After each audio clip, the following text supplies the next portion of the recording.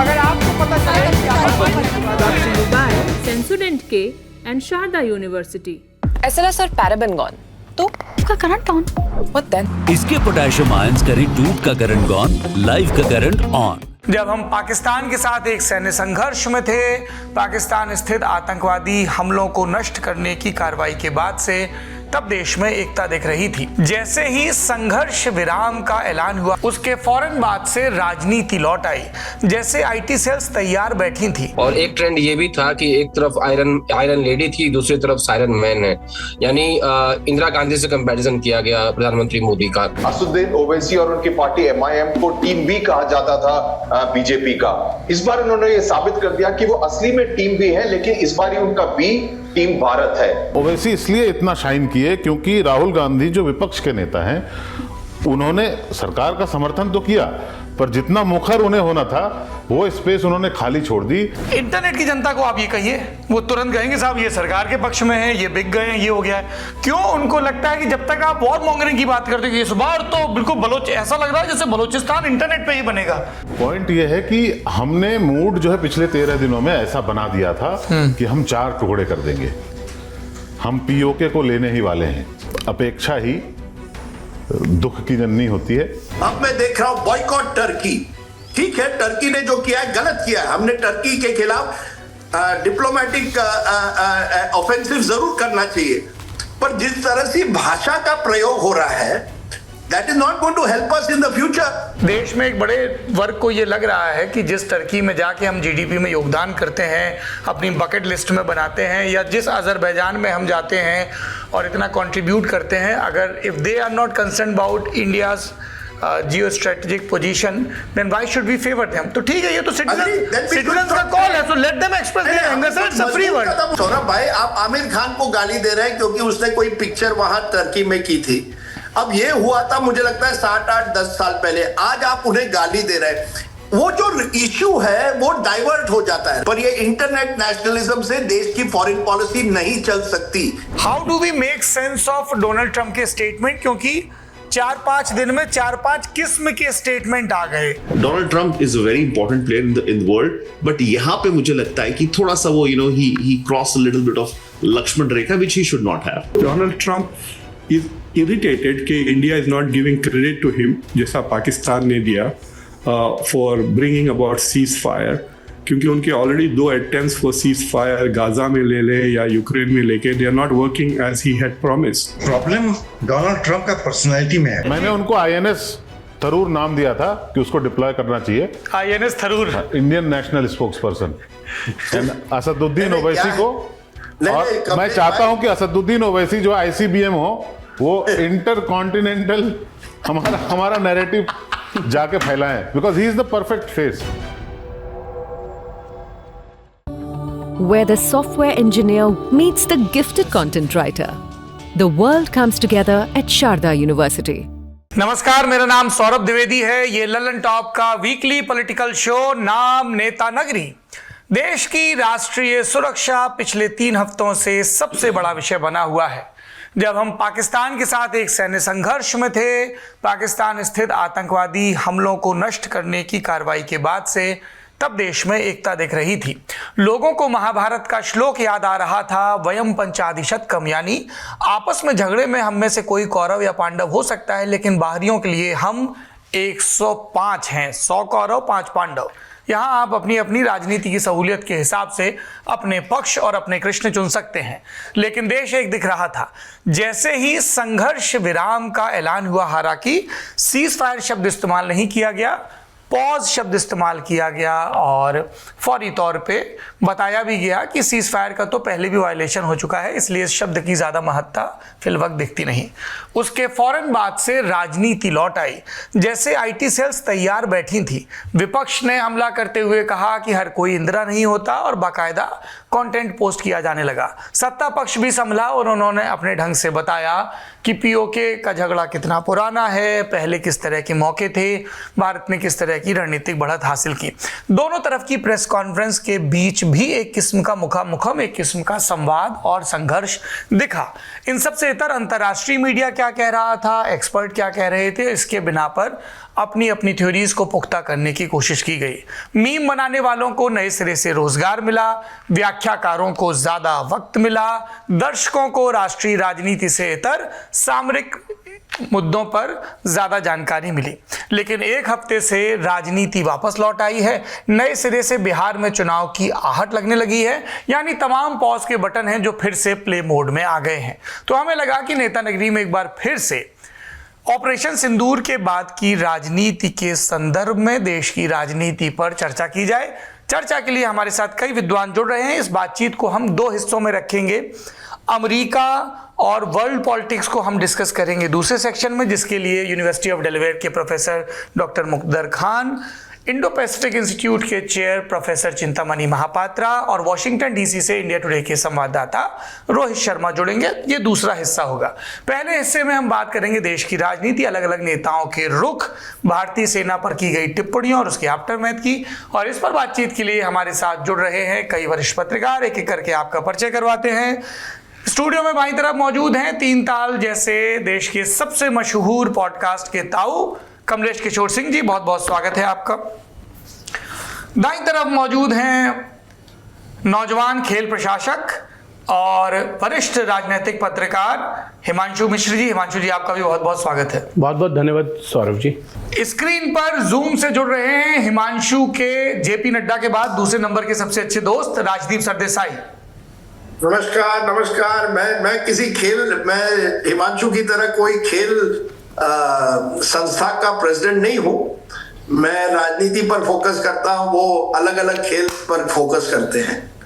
Sir, आपका काम खेल खिलाने का है, आप कैसे खेल प्रशासक हो सकते हैं?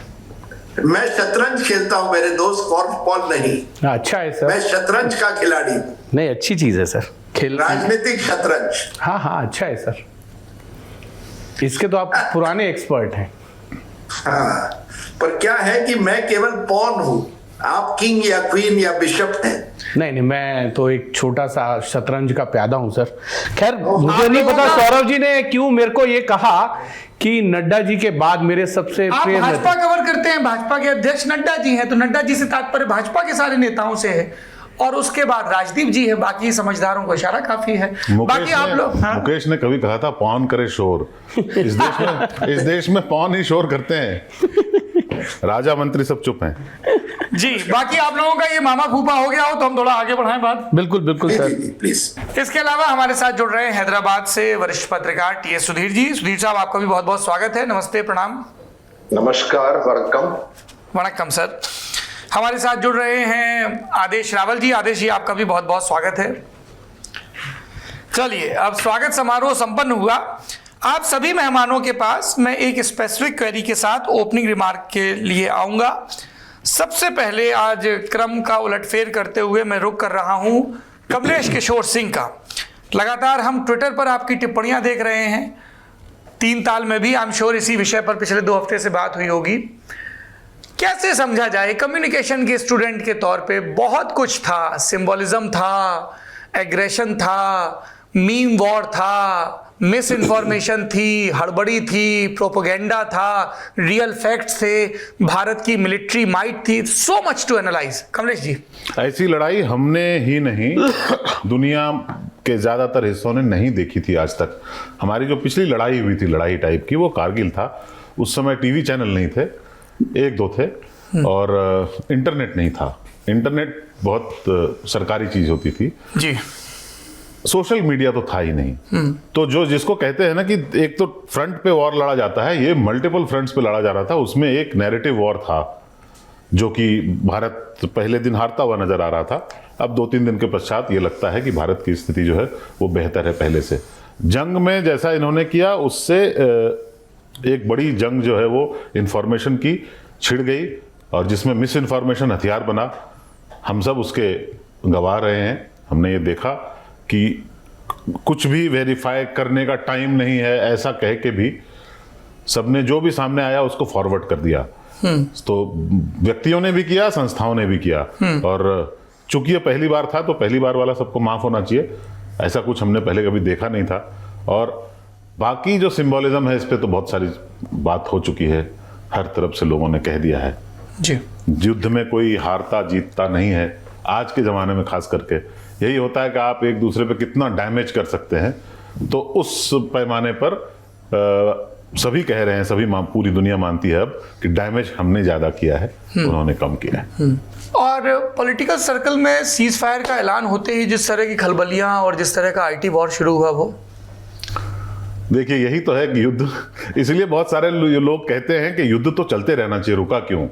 एज इफ कहाँ जाकर रुकता ये किसी को पता नहीं था, पर सब चाहते थे कि ये चलता रहे। तो जो ये होता है ना कि भारत आंतरिक रूप से काफी डिवाइडेड है, हम विचारों में बहुत डिवाइडेड है। तो एक यूनिक सी चीज बहुत दिनों के बाद दिखी कि हर आदमी यूनाइटेड था।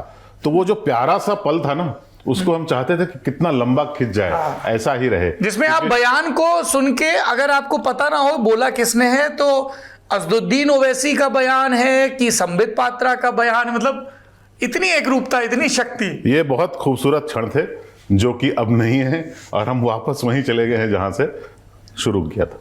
फौज के अधिकारियों पर, कर्नल सोफिया पर, व्योमिका सिंह पे, सब पे घटिया बयान, कोई धर्म ला रहा है, कोई जाति ला रहा है, पुनर्मुश को भाव हो गया। हिमांशु जी, भारतीय जनता पार्टी सत्तारूढ़ पार्टी, जब पाकिस्तान के खिलाफ संघर्ष सब एकजुट थे, लेकिन संघर्ष विराम के बाद से सवाल, संसद का सत्र बुलाने की मांग, सर्वदलीय बैठक आदि इत्यादि। बीजेपी में अंदर खामे क्या चल रहा है? तिरंगा यात्रा निकाल रहे हैं, नैरेटिव को अपने पक्ष में बताने की कोशिश कर रहे हैं, वो तो दिख ही रहा है इससे इतर। और एक प्रश्न ये भी अब पूछा जाने लगा कि भैया अब तो ये सब हो गया, अब तो बता दो नया राष्ट्रीय अध्यक्ष कौन होगा। सौरभ जी, एक चीज अभी आपने कहा कि मैं और राजदीप जी जब बात कर रहे थे तो आपने कहा मामा भांजे की लड़ाई, तो मुझे तो मामा वाले ही पक्ष में रख लीजिएगा, और मामा और फूफा के मामा फूफा ठीक है, आप मामा फूफा, मैं तो मामा बन जाऊं, राजदीप जी फूफा वाले में ही रहें तो अच्छा है।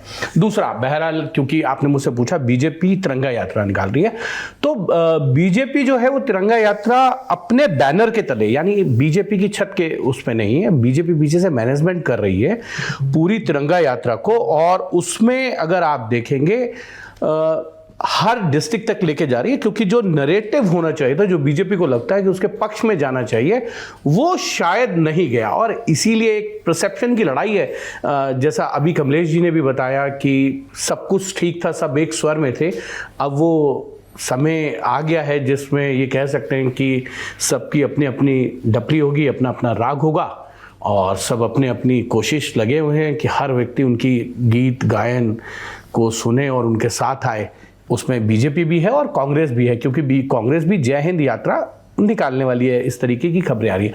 लेकिन बीजेपी ने ऑफिशियली नहीं निकाला, उन्होंने कोशिश की है कि एनजीओज या किसी संस्था के माध्यम से या बिजनेस कम्युनिटी इस तरीके के उनको लाएं, उनके बैनर के नीचे जो है इस यात्रा को निकाला जाए, और जिसमें सभी सांसद हैं। ये सब है, एक नरेटिव बिल्ड करने की कोशिश है कि ये जो ऑपरेशन सिंदूर था उसकी सक्सेस प्रधानमंत्री नरेंद्र मोदी के नेतृत्व में मिली है, और उसमें सबको मिलकर साथ आना चाहिए, और इसलिए पार्टी का बैनर यूज नहीं किया बीजेपी ने। एक मुझे लगता है सोच समझकर फैसला लिया होगा, ये मैसेज ना जाए कि बीजेपी उसका बेनिफिट लेना चाहती है।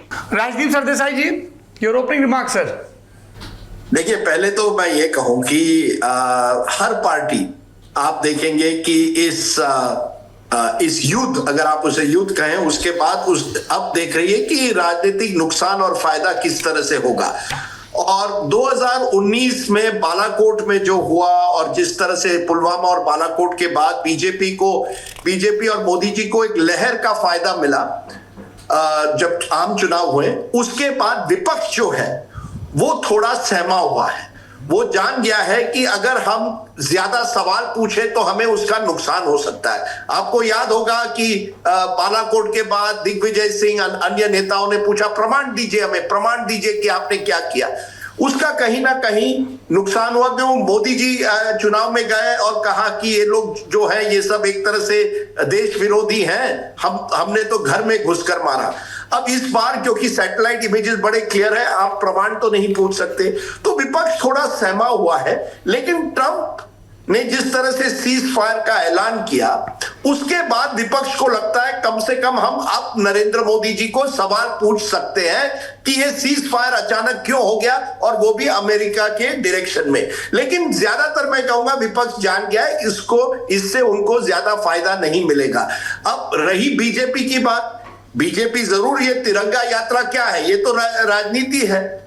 भले ही आप अपना पार्टी फ्लैग वहां नहीं लेकर जा रहे हैं, लेकिन आप उसके पूरी तरह से राजनीति कर रहे हैं। मैं आपको ये भी बताऊं, उसके बाद हर पार्टी अब चाहती है कि वो यात्रा करे। ममता बनर्जी अब शनिवार, रविवार, सोमवार को बंगाल और गोवा में रैली करने जा रही है, इसी तरह से यात्रा कर रही है। वही कांग्रेस जय हिंद यात्रा करना चाहती है। आम आदमी पार्टी बहुत इंटरेस्टिंग है। आम आदमी पार्टी ने जिस तरह से पोस्टर किए हैं, वो तो पूछ रहे हैं कि मोदी जी आपने तो कहा था कि हम पीओके लेकर आएंगे, क्या हुआ पीओके के बारे में। तो आम आदमी पार्टी अग्रेसिव हो रही है, कांग्रेस पार्टी डिवाइडेड है। कुछ लोग समझते हैं हमने अब सवाल पूछने चाहिए, बाकी कह रहे हैं नहीं नहीं, ये राष्ट्रीय सुरक्षा का मसला है, इस पर हम ज्यादा सवाल ना पूछे तो अच्छा होगा। कांग्रेस पार्टी ने क्या किया, उन्होंने इंदिरा गांधी का चेहरा दिखा दिया कि कहा कि देखिए इंदिरा गांधी ने क्या किया और मोदी जी ने क्या किया। तो कांग्रेस एक तरह से इज नॉट वेरी क्लियर कि किस लेवल पर हम मोदी जी को इस मामले को लेकर उनको सवाल पूछ सकते हैं या घेर सकते हैं। And I think it is interesting that likes of Asaduddin Owaisi ने एक तरह से अपनी एक छवि बनाने की कोशिश की कि अब तक आप हमेशा असदुद्दीन ओवैसी जैसे नेताओं को कहते थे एंटी नेशनल है, लेकिन Asaduddin Owaisi was the one leader जो अग्रेसिवली एक तरह से पाकिस्तान को पूरी तरह से कटघरे में रख रहे थे। तो हर नेता सौरभ पोजीशनिंग कर रहे हैं। 2019 और 2025 में एक फर्क है, तब एक चुनाव होने वाला था 2019 में, आम चुनाव, तो तुरंत उसका फायदा भाजपा को हुआ क्योंकि चुनाव वो बालाकोट के बाद उसका पूरा राजनीतिक फायदा बीजेपी को हुआ। अब अगला चुनाव 6 महीने बाद है, तो देयर इज सम टाइम। हर पार्टी को पॉज बटन प्रेस करने के लिए थोड़ा समय है। And it is very interesting that someone like Rahul Gandhi, जिन्होंने उरी के बाद सवाल पूछे थे, बालाकोट पुलवामा के बाद सवाल पूछे थे, इस बार Rahul Gandhi has stayed almost quiet on it except in all party meeting, जहां उन्होंने सिक्योरिटी लैप्सेस पहलगाम में हुए, स्पेशल सेशन ऑफ पार्लियामेंट क्यों नहीं बुलाया जा रहा है, ऐसे सवाल पूछे हैं। But he has not raised any question where BJP उनको एक तरह से टारगेट कर सके। तो बड़ी I think politician this time have been more careful Saurabh, बहुत सूझबूझकर वो कह रहे हैं क्योंकि वो जानते हैं ज्यादा अटैक करेंगे तो मोदी जी को उसका फायदा होगा। Thank you Rajdeep, I come back to you. T S. Sudhir साहब, ओवैसी का बार बार जिक्र हो रहा है, आपको लगता है कि उनके पॉलिटिकल स्टॉक और उनका जो परसेप्शन है, उनकी इमेज, उसमें एक बड़ी तब्दीली आएगी जिस तरह के उन्होंने बयान दिए इस पूरे संघर्ष के दौरान? सौरभ जी, मुझे लगता है कि जिस तरह से ओवैसी के बयान को एक तरह से सेलिब्रेट किया जा रहा है, वो एक तरह से एक कॉन्डेसेंडिंग अप्रोच को रिफ्लेक्ट करता है कि अरे देखो कि ये पाकिस्तान के बारे में अच्छी बात नहीं कर रहा है, इंडिया की तरफ से बात कर रहा है, भारत की तरफ से बात कर रहा है। अचंभे की बात यह है कि पिछले कई सालों से असदुद्दीन ओवैसी और उनकी पार्टी MIM को टीम बी कहा जाता था बीजेपी का।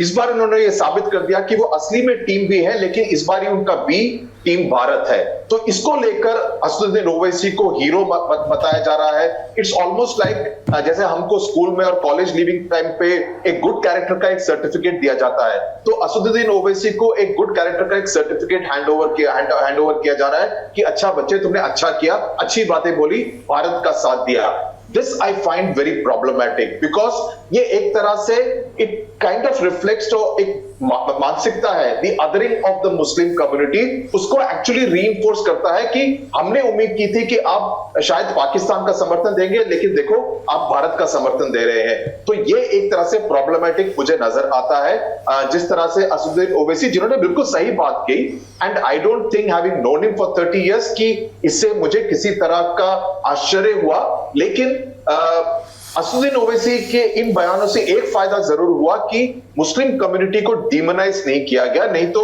ये गो टू पाकिस्तान की तरह जो जाइब पास किए जाते थे, या ये माना जाता था कि कई शहरों में जैसे हैदराबाद के ओल्ड सिटी इलाकों में लोग पाकिस्तान का समर्थन करेंगे, उस तरह की बातें नहीं हुई। उससे एक फायदा जरूर हुआ, लेकिन at a larger level I think to celebrate Owaisi just because he's said all those things about Pakistan, I think that's inherently problematic in itself. दूसरी एक बात और सौरभ जल्दी से मैं बताऊंगा कि जब ये युद्ध शुरू हो रहा था, शुरू के 1-2 दिन में एक नैरेटिव को बिल्ड करने की कोशिश की जा रही थी सोशल मीडिया पे कुछ लोगों से, I mean not necessarily political, saying that South India should be grateful, should learn a lesson that it is North India which bears the brunt of every attack. So and South Indian दक्षिण भारत के लोगों को north Indians को की आलोचना करना अभी बंद कर देना चाहिए। एक तरह का नैरेटिव 1-2 दिन चला था, which again was problematic because इस तरह के एक फ्रेजाइल मोमेंट में दक्षिण भारत और उत्तर भारत को लेकर एक तरह से डिवाइड करने की कोशिश की जा रही थी, which again I thought was deliberate because it came from multiple sources at the same time, and that I think also was not really in very good taste. Thank you, very important point. Himanshu ji, BJP की तरफ से कुछ इस तरह के निर्देश दिए गए पार्टी प्रवक्ताओं को या सबको कि कोई भी इस तरह का बयान नहीं आना चाहिए, क्योंकि सरकार की मंशा क्या है, कैसे हमें आसिम मुनीर की 2 नेशन थ्योरी को, 2 कौम की थ्योरी को ध्वस्त करना है, उन्होंने कर्नल सोफिया और विंग कमांडर व्योमका सिंह को भेज के स्पष्ट कर दिया। लेकिन उसके बाद कभी देवड़ा जी का बयान आता है, कभी विजय शाह का बयान आता है, तो वो तो पूरी कोशिशों को, आप प्रधानमंत्री नरेंद्र मोदी का देश के नाम संबोधन देखें, वो कितना मेजर्ड है, कितना नपा तुला है। लेकिन ये बीजेपी के नेताओं के बयान, फिर बीजेपी कह रही है साहब कांग्रेस के नेताओं ने ये बयान दिया, फिर रामगोपाल यादव का बयान, तो कुल मिला के politicians are failing us repeatedly. BJP की तरफ से क्या निर्देश दिए गए? देखिए, बीजेपी की तरफ से साफ मुझे लगता है जो निर्देश थे वो क्लियर थे कि आप इस पूरे उस पर कुछ मत बोलिए, ऑपरेशन सिंदूर की सक्सेस पे बोलिए, और जो कुछ सरकार की तरफ से ब्रीफ किया जा रहा था विंग कमांडर या कर्नल की तरफ से, और साथ ही साथ जो है विदेश सचिव जो ब्रीफ कर रहे थे, उस पर बोलिए। और उसके बाद जब 10 तारीख को सीज फायर को लेकर जो अल्प विराम लगाया गया, उसके बाद जो ब्रीफिंग हुई डीजीएमओ की तरफ से, तीनों ब्रीफिंग, उनके ही रिकॉर्ड्स पर आपको बोलना है, उससे ना इधर जाना है ना उधर जाना है। आप वो कहिए जो सरकार की लाइन है, सरकार जो बात कह रही है। आप देखेंगे उन पूरे टाइम पे 22 के बाद से पूरी सरकार विपक्ष, जो बात अभी कमलेश जी कह रहे थे ना, वो एक साथ थे। बीजेपी ने एक बार ये कोशिश नहीं की कि कहे कि कांग्रेस ने ये किया, या इस तरीके का कोई बयान कांग्रेस की तरफ से आए भी कहीं तो उसको बहुत ज़्यादा हाईलाइट नहीं किया या उनके ऊपर प्रहार नहीं किया। उसका कारण ये था कि बीजेपी भी ये नहीं चाहती थी कि इस बार कोई ऐसी चीज़ हो जाए जिसका फायदा लेने की जगह नुकसान भारतीय जनता पार्टी को हो, और इसीलिए उसने अपने प्रवक्ताओं को ही, सेंटर के प्रवक्ता ही नहीं, स्टेट तक की जो यूनिट्स है उनको कहा था उसी लाइन पे आपको रहना है। जो लाइन सरकार की तरफ से है उसको आप प्रेस कॉन्फ्रेंस को सुनिए, उनके पॉइंटर्स को सुनिए, उनको पढ़ने के बाद उतना ही आपको बोलना है जितनी जानकारियां आपके पास ऑथेंटिक हैं। किसी तरीके के वाद विवाद में आपको नहीं पड़ना है। कमलेश जी, टी.एस. सुधीर जी ने एक बड़ी इंपॉर्टेंट बात कही, और वो जो एक बाइनरी है जिसको हम कहते हैं ना बिजनेस एज यूजुअल, वापस से उन सारी चीज़ों पे रामगोपाल यादव का बयान आया, फिर हुआ कि साहब मेरे बयान को गलत प्रस्तुत किया गया है। सबकी हम लोग जाति, सूर्यवंशी ने सेंचुरी मारी, लोग गूगल करने लगे कि इनकी जाति क्या है। आखिरी में जो 2 सबसे बड़ी सोशल आइडेंटिटीज़ हैं उन्हीं के बिना पे सारे डिस्कोर्स बिल्ड किए जाते हैं। हमने टी.एस. सुधीर जी ने जो बात की, एक और इम्पोर्टेंट वो कि ओवैसी वाला, जो ओवैसी को जिस तरह से नेशनलिस्टिक दिखाने का प्रयास दूसरों के द्वारा, उसमें प्रॉब्लम है। हमको सरप्राइज नहीं होना चाहिए। ओवैसी का स्टैंड पाकिस्तान के हवाले से ऐसा ही रहा है, वेरी स्ट्रांग। हम ओवैसी इसलिए इतना शाइन किए क्योंकि राहुल गांधी जो विपक्ष के नेता हैं, उन्होंने सरकार का समर्थन तो किया, पर जितना मुखर उन्हें होना था वो स्पेस उन्होंने खाली छोड़ दी। इनफैक्ट सारे विपक्ष का प्रतिनिधित्व ओवैसी जी ने किया क्योंकि वो मैदान खाली था। लोगों ने समर्थन बोला कि सरकार को हमारा पूरा समर्थन है, पर हकीकत यह है कि जितना मुखर होने की आवश्यकता थी उतना वो हुए नहीं, और अब वो मौका वापस आएगा नहीं। राहुल जी के हाल की जो हमारी राजनीति रही है, ठीक इसके पहले वो धर्म की नहीं रही है। इसके ठीक पहले हमारे यहाँ जाति वाली राजनीति बहुत हॉट थी, क्योंकि सरकार ने भी पहलगाम के ठीक बाद इनफैक्ट एक जातिगत जनगणना की घोषणा कर दी थी, जिसका डिमांड पहले से चल रहा था। तो चूंकि हर आदमी के दिमाग में अपने अपने समीकरण हैं, उस हिसाब से अगर देखें तो जाति का सबसे पहले घुस जाना इसमें वो स्वाभाविक है। अभी जो समाजवादी पार्टी के नेता हैं रामगोपाल या प्रोफेसर रामगोपाल यादव, चूंकि वो अभी हर चीज को पीडीए के चश्मे से देखते हैं, तो जनरली उनका ये रहता है कि हमारा प्रतिनिधित्व नहीं है, हम कहीं ऊपर के पदों में नहीं है। लेकिन यहाँ पे उन्होंने उसको ट्विस्ट कर दिया कि पीडीए ऊपर के पदों में है, सारा काम पीडीए ही कर रहा है, तो हमें क्रेडिट क्यों नहीं मिल रहा? जबकि क्रेडिट नहीं मिल रहा तो वो वहां पहुंचे कैसे? ये बहुत जबरदस्त विडंबना है कि बीजेपी, हिमांशु जी ने कहा बीजेपी ने कोई प्रयास नहीं किया। बीजेपी ने जिस दिन हमला हो रहा था उस दिन अपने एक्स पे एक पोस्ट डाला था जिसमें उन्होंने कहा था कि यूपीए की सरकार नहीं है, ये एनडीए की सरकार है मोदी जी के नेतृत्व में, और हम हमला कर रहे हैं। राजनीति शुरू उन्होंने की थी, उनको इस निर्दोष साबित नहीं कर सकते आप। नहीं निर्दोष नहीं कमलेश जी, लोगों ने जवाब दिया है। अब उनकी जो एकता का जो आपने एक प्रण लिया था कि हम सभी एक हैं, उसको तोड़ा बीजेपी नहीं पहले। अब जबकि स्थिति जो है बैक टू स्क्वायर वन कहते हैं, जो पुनर्मूषिको भव वाली, उसमें धर्म की राजनीति बीजेपी के नेता ने की, और उसके बदले अगर कोई जाति की राजनीति कर रहा है तो हम कैसे क्या सवाल उठा सकते हैं उस पर? हाँ हिमांशु। नहीं उसमें क्योंकि कमलेश जी ने कहा कि बीजेपी ने ट्वीट किया, बीजेपी के ऑफिशियल ट्विटर से आया, और उसके बाद कांग्रेस की तरफ से भी एक और ट्वीट आया, गायब प्रधानमंत्री का जो सर था वो दिखा। तो ये हुआ, लेकिन बाय एंड लार्ज पूरी की पूरी दोनों ही तरफ से ऐसा नहीं हुआ। गायब सिंदूर के पहले था। सिंदूर जब ऑन था तब बीजेपी को यूपीए सरकार को नीचा दिखाने की आवश्यकता नहीं थी, पर उन्होंने देखा ये मौका है, उसके बाद वो डिलीट भी मुझे लगता है कर रहे हैं। तो एक चीज ये है कि इस दोनों ही पार्टी बड़ी संतुलित वे में रही जी, क्योंकि सर्वदलीय बैठक भी रही और उसमें बहुत से सवाल पूछे भी गए सरकार की तरफ से। आपने अभी कहा कि पार्लियामेंट का विशेष सत्र को लेकर, क्योंकि सरकार का यह मानना है सौरभ जी, 2 सर्वदलीय बैठक हुई, एक ऑपरेशन सिंदूर से पहले और एक ऑपरेशन सिंदूर के चलते हुए, क्योंकि अभी भी सरकार का मानना है कि ऑपरेशन सिंदूर जो है वो चल रहा है, ऑनगोइंग है। तो दोनों ही, और सरकार का कहना है कि हमारे पास जितनी चीज़ें थी वो हमारी तरफ से बता दी गई हैं।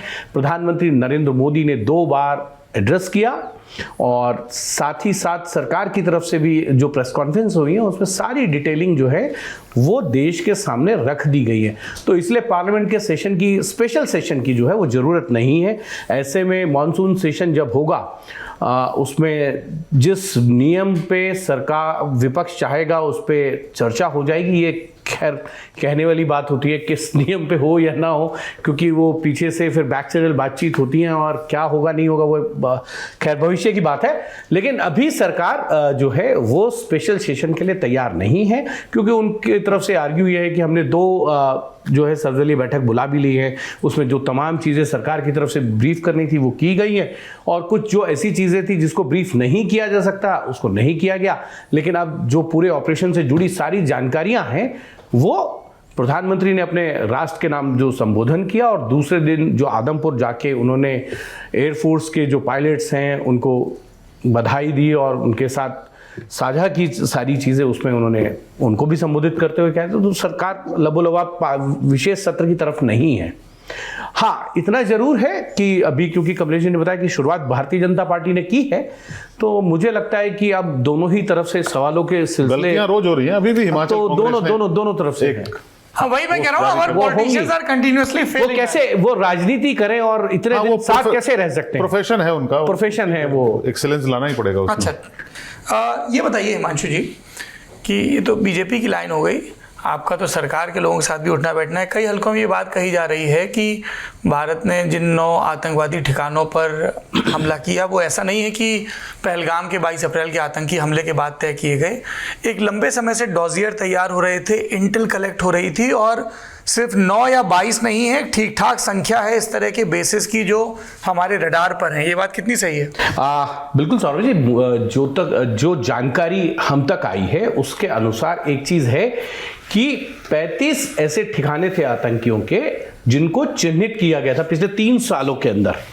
वो रिपोर्ट तैयार की गई, उसमें चिन्हित किया गया, और अंत आते आते तक सेना को और जो सरकार की स्ट्रेटेजी देख रहे थे उन लोगों को ये लगा 15 ठिकानों के ऊपर जो है आतंकी ठिकानों के ऊपर पीओके और पाकिस्तान में करना चाहिए। लेकिन फिर कितना नुकसान होगा, क्या होगा, ये सारे असेसमेंट करने के बाद 12 से 9 ये किया गया और अंत में 9 ठिकानों पे किया गया है, हम सब जानते हैं। लेकिन सरकार की प्लानिंग बहुत थी उसमें। एक चीज़ मुझे जो लगता है, जो जानकारी भी आई है सब, वो ये थी कि सेना, विदेश मंत्रालय, आईबी और रॉ, इनके बीच में जो कोऑर्डिनेशन था इस बार बहुत बेहतरीन था। अगर आप देखें पूरी सूचनाओं का आधार उसके हिसाब से तय करके रात को अगर ये ऑपरेशन किया जाता है 1:15 बजे, तो माना जाएगा कि सरकार ने पूरी, इस बार ऐसा नहीं था, 13 दिन का इंतजार किया और उसके बाद जाके जो है 9 ठिकानों के ऊपर सही सटीक निशाना लगाया, जिसका नुकसान हुआ।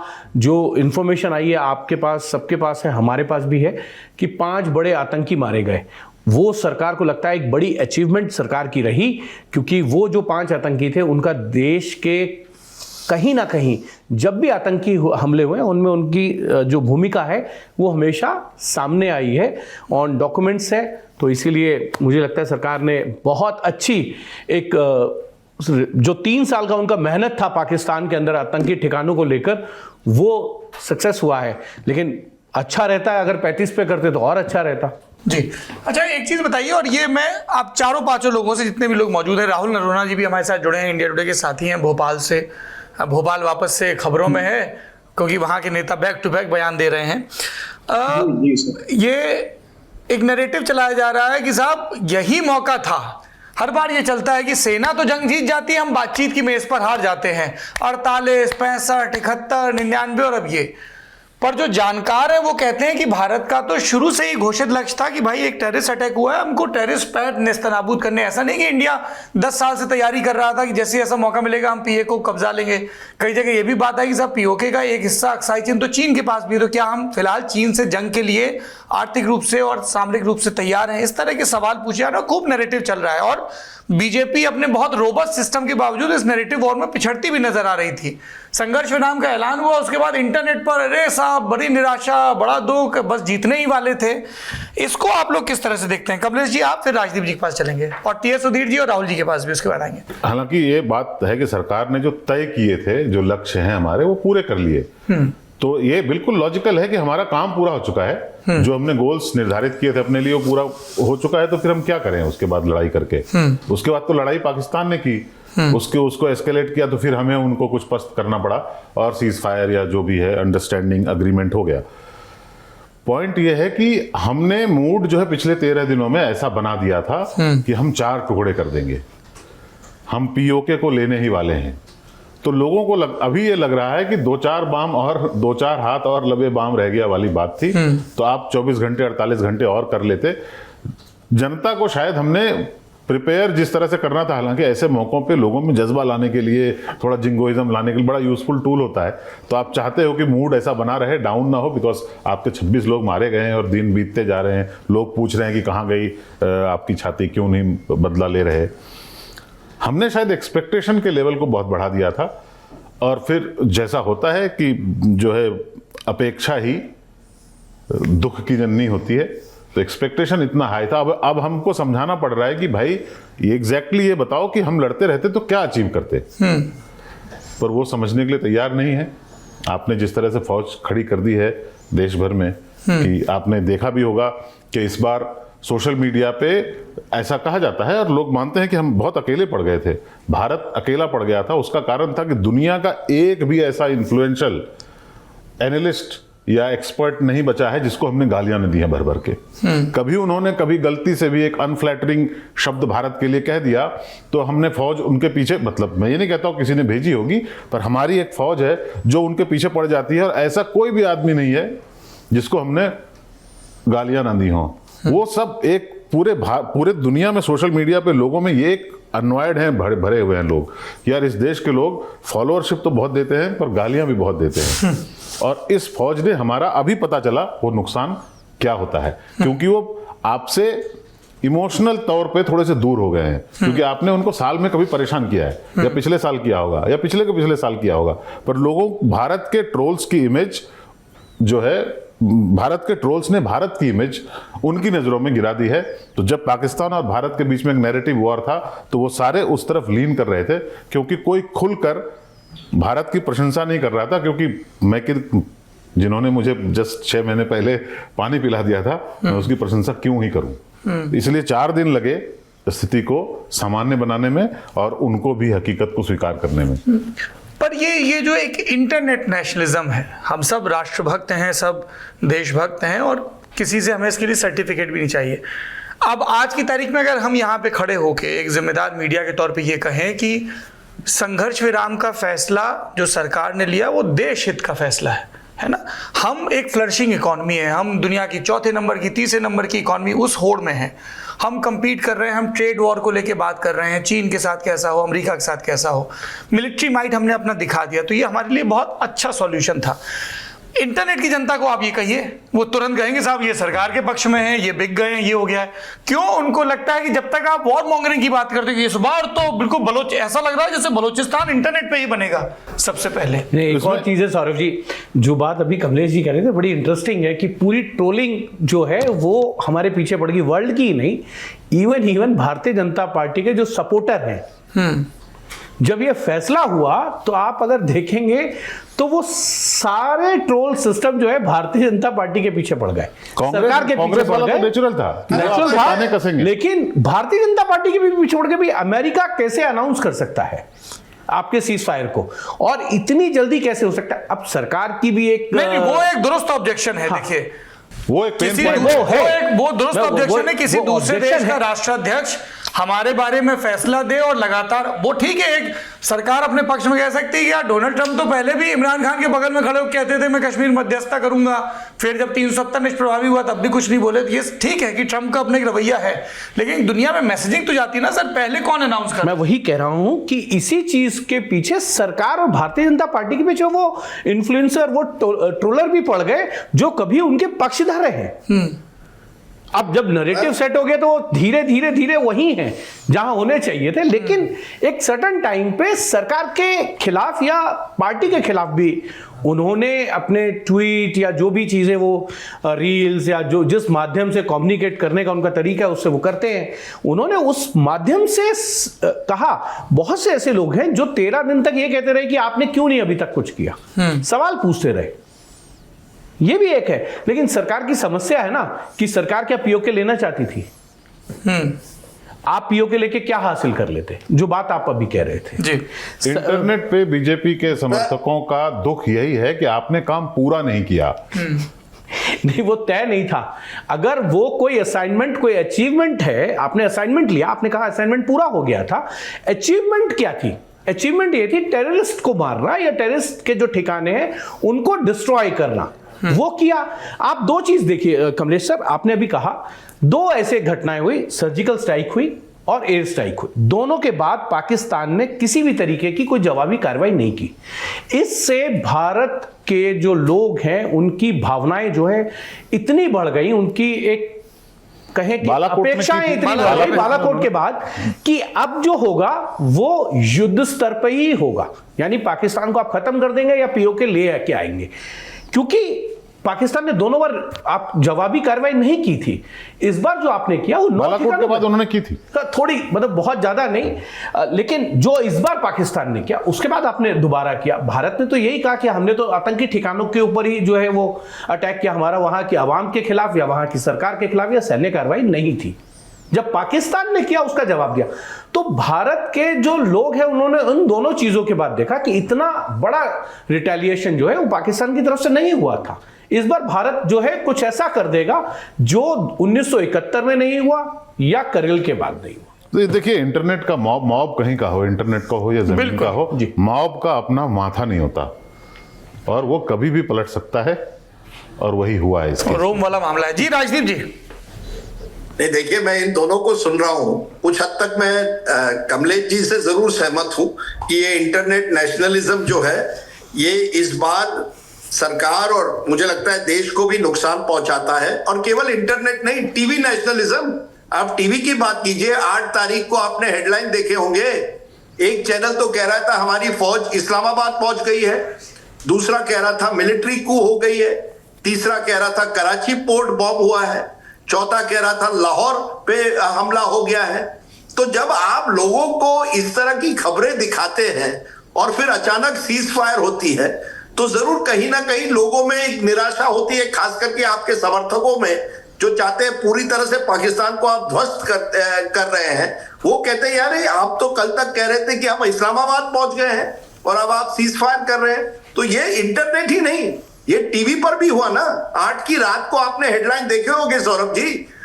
आज आप हिमांशु जी कह रहे हैं कि आप कि जरूर कांग्रेस ने एक बिल्कुल गलत सोशल मीडिया पर एक कहा था जहां प्रधानमंत्री मिसिंग इन एक्शन, वो बिल्कुल गलत था, उनको डिलीट करना पड़ा। पर उसी दिन जिस दिन जैसे कमलेश कह रहे हैं ऑपरेशन सिंदूर शुरू हुआ, आपने एक वीडियो बीजेपी ने चलाया जिसमें आप मनमोहन सिंह को नीचा दिखा रहे हैं, बाकी सब प्रधानमंत्री को नीचा दिखा रहे हैं और कह रहे देखो अब आप देखो निर्णायक लड़ाई होगी।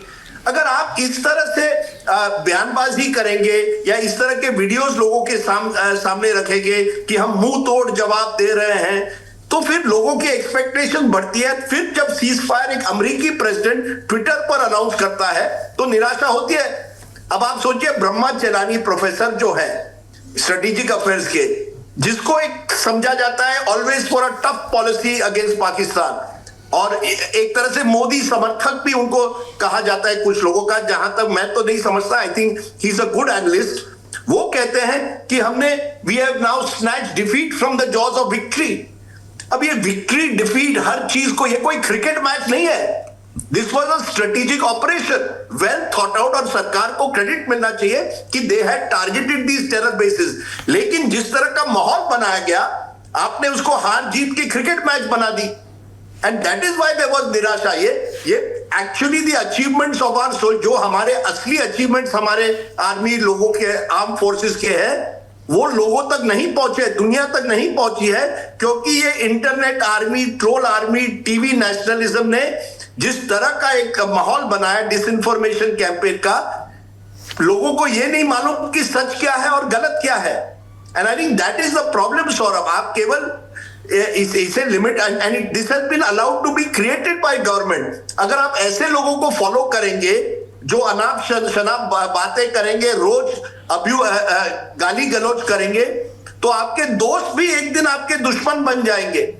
That is the problem that has happened in this battle, that we have create, ये जो बार बार नफरत, हॉस्टिलिटी, हर व्यक्ति को टारगेट करो, ट्रोल करो, उसका कहीं ना कहीं नुकसान हुआ है। अगर हर दिन टीवी पर आप एक ऐसा माहौल बनाओ जैसे आप पाकिस्तान को कल खत्म कर रहे हो, कराची में जा रहे हो, लाहौर में जा रहे हो, आपको मैं आश्चर्य होगा 12 बजे रात को, जिस दिन 8 की रात को मैं घर जा रहा था, मुझे एक बड़े नेता का फोन आया और वो मुझे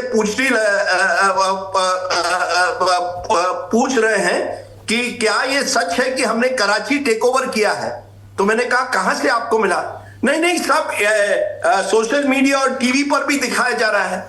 अब आप सोचिए ना लोगों के मन पर क्या असर होता है। एक बड़े ऑपोजिशन लीडर मुझे पूछ रहे हैं क्या have we taken over Karachi. तो ऐसे माहौल में जब कराची कोई टेक ओवर नहीं होता है, इस्लामाबाद कोई टेक ओवर नहीं होता है, we have achieved our strategic objective of smashing terror camps, लोगों को एक निराशा होती है, खासकर कि आम जनता को, नेता छोड़िए आम जनता सोचती है। But we have to be very careful. ये एक लेसन है सौरभ भाई, ये इंटरनेट नेशनलिज्म, टीवी नेशनलिज्म की कोई सीमा होनी चाहिए, नहीं तो हमको नुकसान और भी पहुंचेगा अगली बार, because we will then lose the information war if we don't tell the truth to the people. अगर हम पहले दिन से कहते हैं कि हमारी यही स्ट्रेटेजिक ऑब्जेक्टिव थी, तो उसका हमें ज्यादा फायदा होता।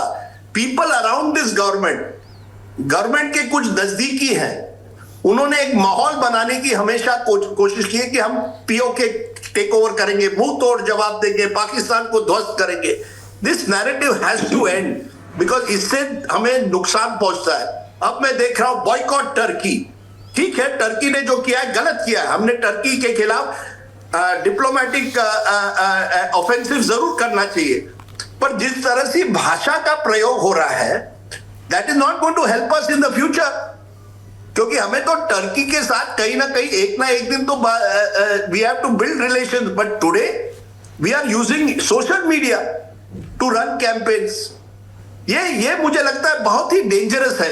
लेट गवर्नमेंट वर्क, सरकार ने अपनी काम करनी चाहिए, let them work without this ये जो पूरी तरह से नॉइज आर्मी है, मुझे इसे इंटरनेट आर्मी कहिए, कुछ भी कहिए, but they are very dangerous boss, they are very dangerous, और इनका हमें नुकसान हो रहा है, फायदा नहीं।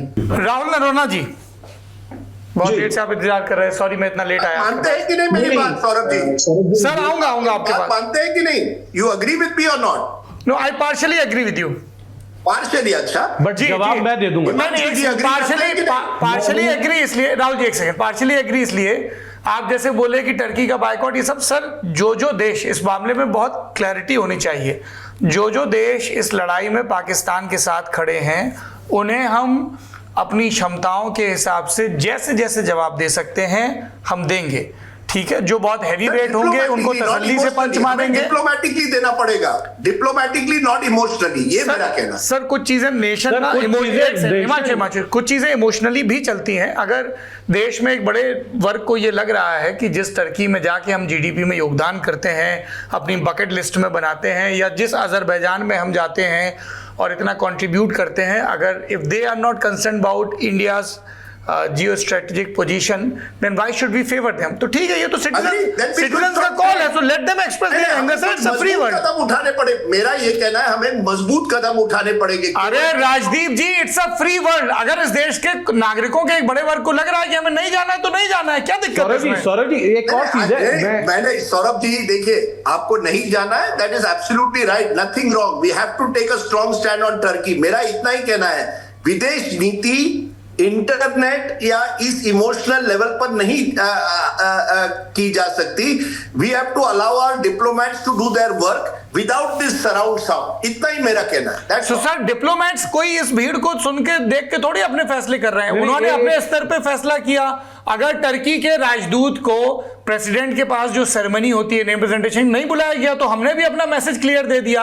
अर्दोआन अगर लगातार पाकिस्तान के साथ साइड कर रहे हैं तो वो करें, हमारे साथ सऊदी अरब है, हमारे साथ यूएई है, हमारी अपनी स्ट्रेटजी है। एक स्ट्रेटजी है जो डिप्लोमेसी के लेवल पर होगी, एक स्ट्रेटजी है जो मास के लेवल पर होगी। क्या दिक्कत है उसमें? मैंने आपको उदाहरण दिया ना, एक ट्विटर के या टीवी का जो ट्रोल है, nobody is defending him, nobody is defending him। वो ईरान के विदेश मंत्री। Sir you are mixing the two, you are mixing the two. Iran के साथ भारत के दशकों से दोस्ताना संबंध हैं। भारत में बड़े पैमाने पर शिया आबादी है, ईरान में है। जब हम पाकिस्तान पर प्रेशर बिल्ड करते हैं तो हम मुतमईन रहते हैं कि एक तरफ से ईरान और एक तरफ से अफगानिस्तान, हम तालिबान के खिलाफ थे, लेकिन पिछले कई वर्षों से हमने तालिबान के साथ एक वर्किंग रिलेशन बिल्ड किया क्योंकि वो हमारी जियो पोजीशन को सूट कर रहा था। जेपी सिंह इतने सीनियर डिप्लोमेट हैं, इस समय इजराइल में एम्बेसडर हैं, आजकल उनकी बड़ी चर्चा होती है, डिप्लोमेट फिल्म आई है। जेपी सिंह जाके तालिबान के कई बड़े लोगों से मिले। सर ये तो बहुत प्रैग्मेटिज्म, यही तो है कि जो हमारे साथ खड़ा होगा वो हमारा दोस्त है। इसमें एक इंटरवेंशन है, हमारे इतने ट्रेड और इन्वेस्टमेंट टर्की के साथ है, we must stop all that. Why are we doing वो तो होगा ही। वो देखिए, वो टीवी कमेंटेटर्स को सुन के थोड़ी होगा, जब सूट करेगा तब होगा।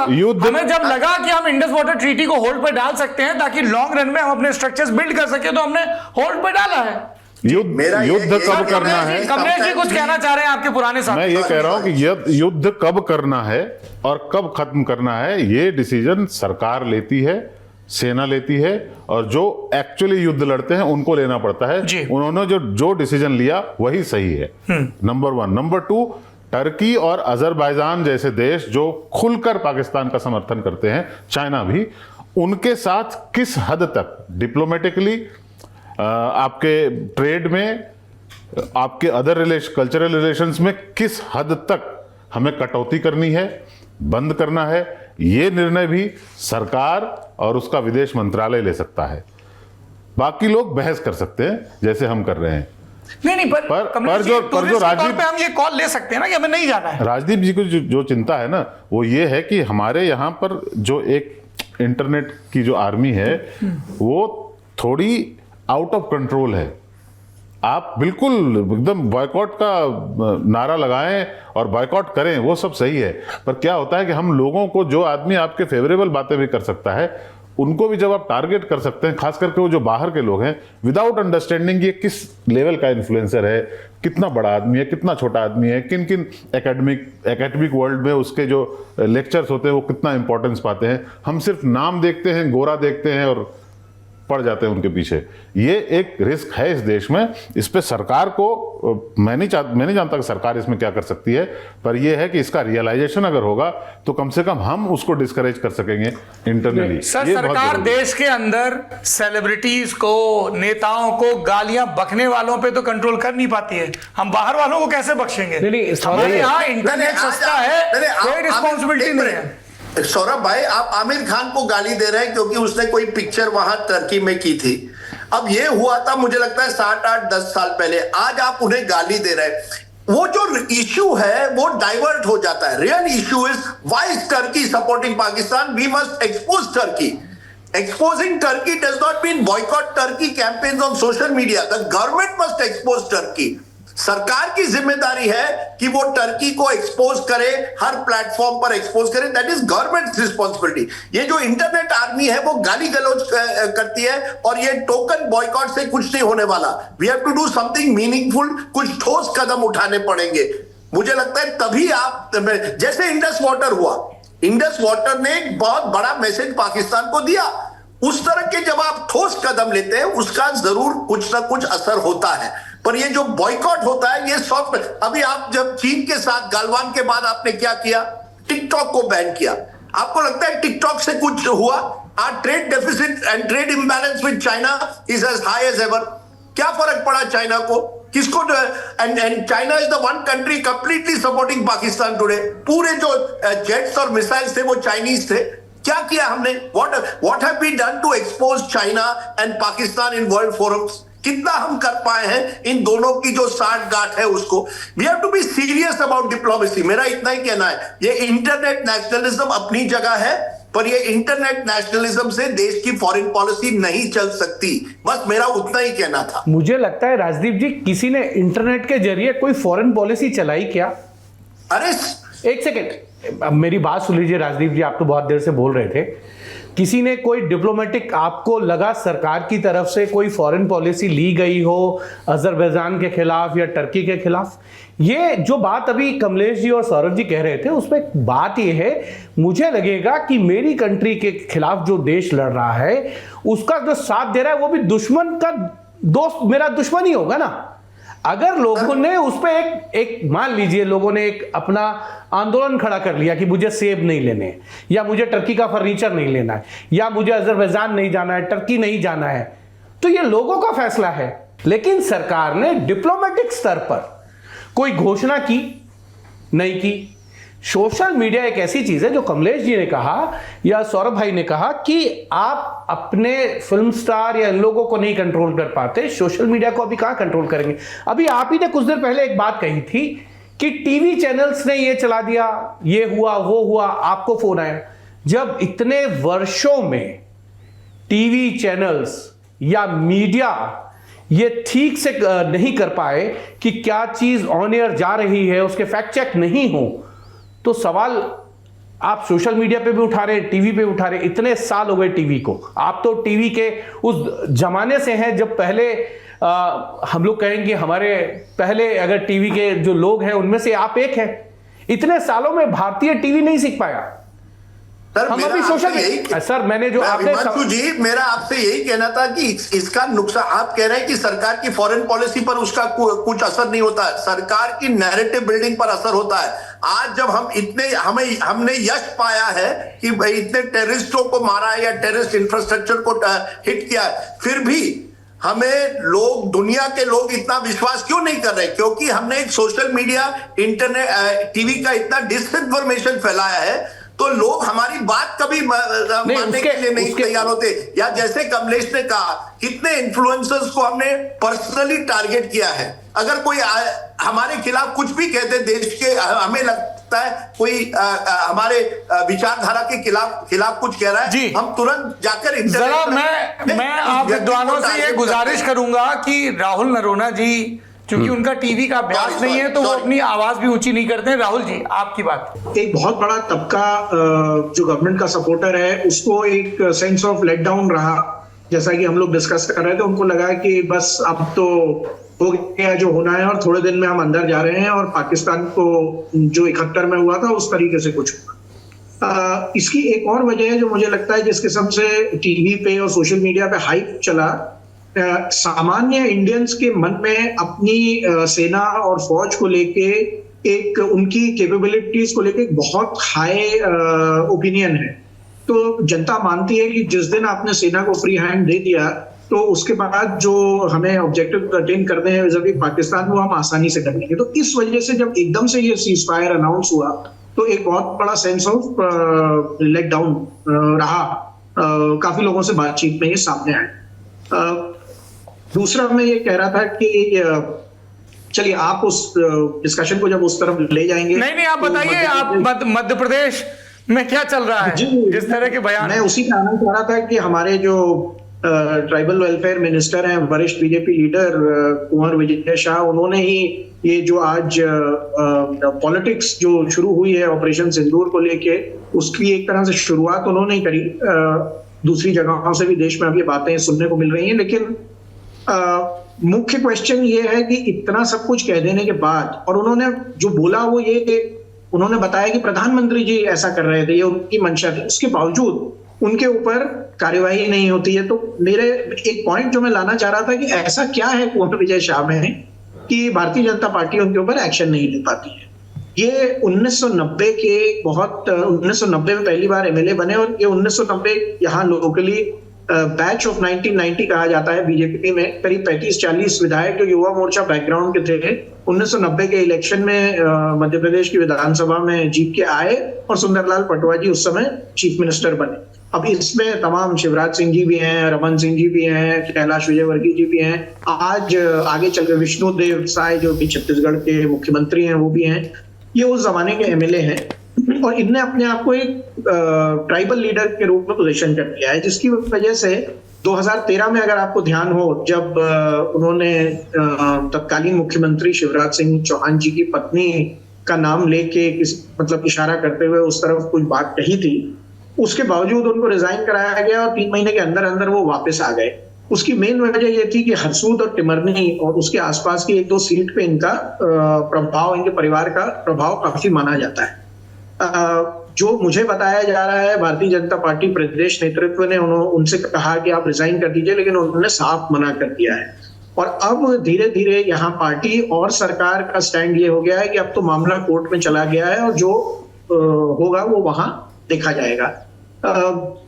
मध्य प्रदेश में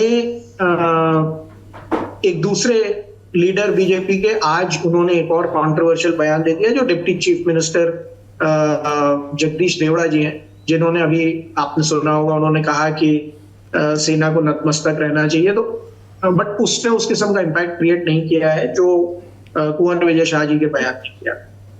जैसे जैसे समय बढ़ रहा है मुझे लग रहा है कि विजय शाह जी की पोजीशन स्ट्रेंथन होती जा रही है और उनके ऊपर कार्रवाई करना आगे चल के हो सकती है, लेकिन अगर रैशनली से सोचा जाए तो ये कम होती जा रही है उसकी प्रोबेबिलिटी।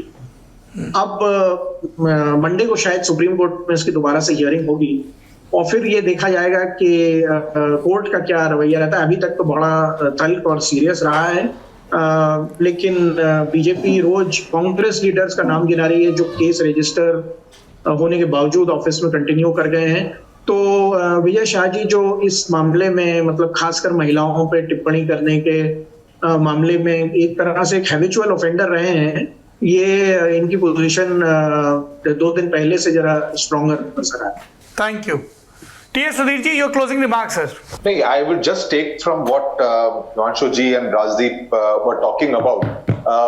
वर्ल्ड कप जब भी इंडिया और पाकिस्तान का मैच होता है, जनरली आपने देखा होगा कि एक वो मौका करके एक सीरीज चलता है और बात की जाती है कि क्या पाकिस्तानी जिस तरह से टीवी फोड़ेंगे, क्या इस बारे में मैच के बाद टीवी फोड़ेंगे। जिस तरह से डिसइंफॉर्मेशन कैंपेन इंटरनेट पे तो चला, टीवी चैनल्स पे चला, मुझे लगता है कि भारत में कई सारे टीवी को फोड़ने वाली बात आ जानी चाहिए और इस वजह से एक फेक नैरेटिव बना, एक लोगों को उम्मीदें बढ़ी। जैसे कमलेश जी कह रहे थे कि और हिमांशु भी कह रहे थे कि पीओके को लेने का एजेंडा पे तो था ही नहीं, तो इस तरह की एक उम्मीदें क्यों बढ़ी, या ये क्या सिर्फ एक जुमला था? तो ऑब्वियसली एजेंडा पे यही था कि हम इतने सारे टेररिस्ट स्ट्राइक्स जो कैंप्स है वहां पर स्ट्राइक करेंगे और वो अच्छा भी किया और वो सक्सेसफुल मिशन भी रहा। फेलियर वो यहां पर हुई कि सरकार की तरफ से शायद पूरी तरह से बात पहुंच नहीं पाई लोगों के बीच में कि हमने सफलता पाई है, और एक तरह से एक नैरेटिव बिल्ड किया गया कि हमको अभी पीओके भी वापस लेना है। कुछ दिनों की बात है, ये कोई सनी देओल की मूवी नहीं है, ये कोई धर्मेंद्र की मूवी नहीं है कि आप जाकर धमाका कर देंगे और पीओके हमारा हो जाएगा। Obviously it needs a lot of planning and whether it was there on the agenda at all. तो एक तरह से इससे, हालांकि डेफिनेटली इट्स नॉट एज दो कि ministry of external affairs internet पर किस तरह की चर्चा होती है या टीवी पर किस तरह की चर्चा होती है उसको लेकर ऑब्वियसली अपनी फॉरेन पॉलिसी नहीं बनाती है, लेकिन निराशा जरूर हुई। जैसे आपने कहा, जैसे ही युद्ध विराम की घोषणा ट्रंप द्वारा की गई, राष्ट्रपति ट्रंप द्वारा की गई, ऑब्वियसली काफी निराशा हुई लोगों में, क्योंकि इस तरह का एक माहौल बन रहा था कि शायद कुछ दिनों के बाद हम पाकिस्तान पे पूरी तरह से विजय प्राप्त कर लेंगे, जिस तरह से कारगिल युद्ध के बाद हुआ था वो नहीं हुआ। और इसके बीच में जो ज्यादा डिस्टर्बिंग घटना थी, हाँ आजकल टर्की और अजरबैजान को टारगेट किया जाता है, लेकिन मेरी नजर में इससे भी ज्यादा डिस्टर्बिंग बात यह है कि इंटरनेशनल मॉनेटरी फंड की मीटिंग में भारत का समर्थन किसी ने नहीं किया कि पाकिस्तान को इतना बड़ा लोन दिया जाना चाहिए। जितने भी दोस्त माने जाते हैं भारत के, जो पश्चिम में है, यूरोप में है, अमेरिका है, किसी ने भी इस बात का समर्थन नहीं किया कि पाकिस्तान को इतना बड़ा लोन नहीं देना चाहिए। ये मेरी नजर में from a foreign policy point of view this is much more of a disturbing news. Thank you so much. Kamlesh ji, ये क्लोजिंग रिमार्क। देखिए, युद्ध विराम हो चुका है। अब जो है हमारा देश वहीं है जहां से हमने शुरू किया था। इस राजनीति को आप एंजॉय कर सकते हैं तो करें, नहीं कर सकते हैं तो सोशल मीडिया से दूर रहें।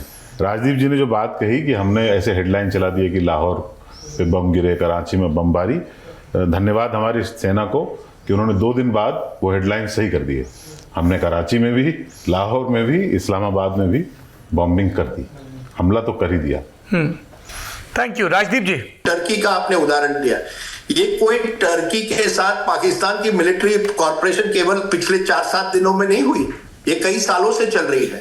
हमने उसके बारे में क्या किया? आईएमएफ की चर्चा कि पाकिस्तान को लोन मिल रहा है, ये कई हफ्तों से चल रही है, कई महीनों से चल रही है। हमने उसके बारे में क्या किया? Did we go to the world bodies and tell them कि ये मत करिए, ये देश जो है ये आतंक का समर्थन देता है? देखिए, हमें कभी कभी हमारे नेशनल इंटरेस्ट में कुछ बातें कहनी पड़ेगी और हमें वो कहने से हिचकना नहीं चाहिए अगर वो सच्चाई पर की बुनियाद पर बनी हुई है। और सच्चाई ये है कि in these battles we will have to fight our own battle on our own, and while we are fighting our battle on our own, हमें दुनिया को बताना पड़ेगा।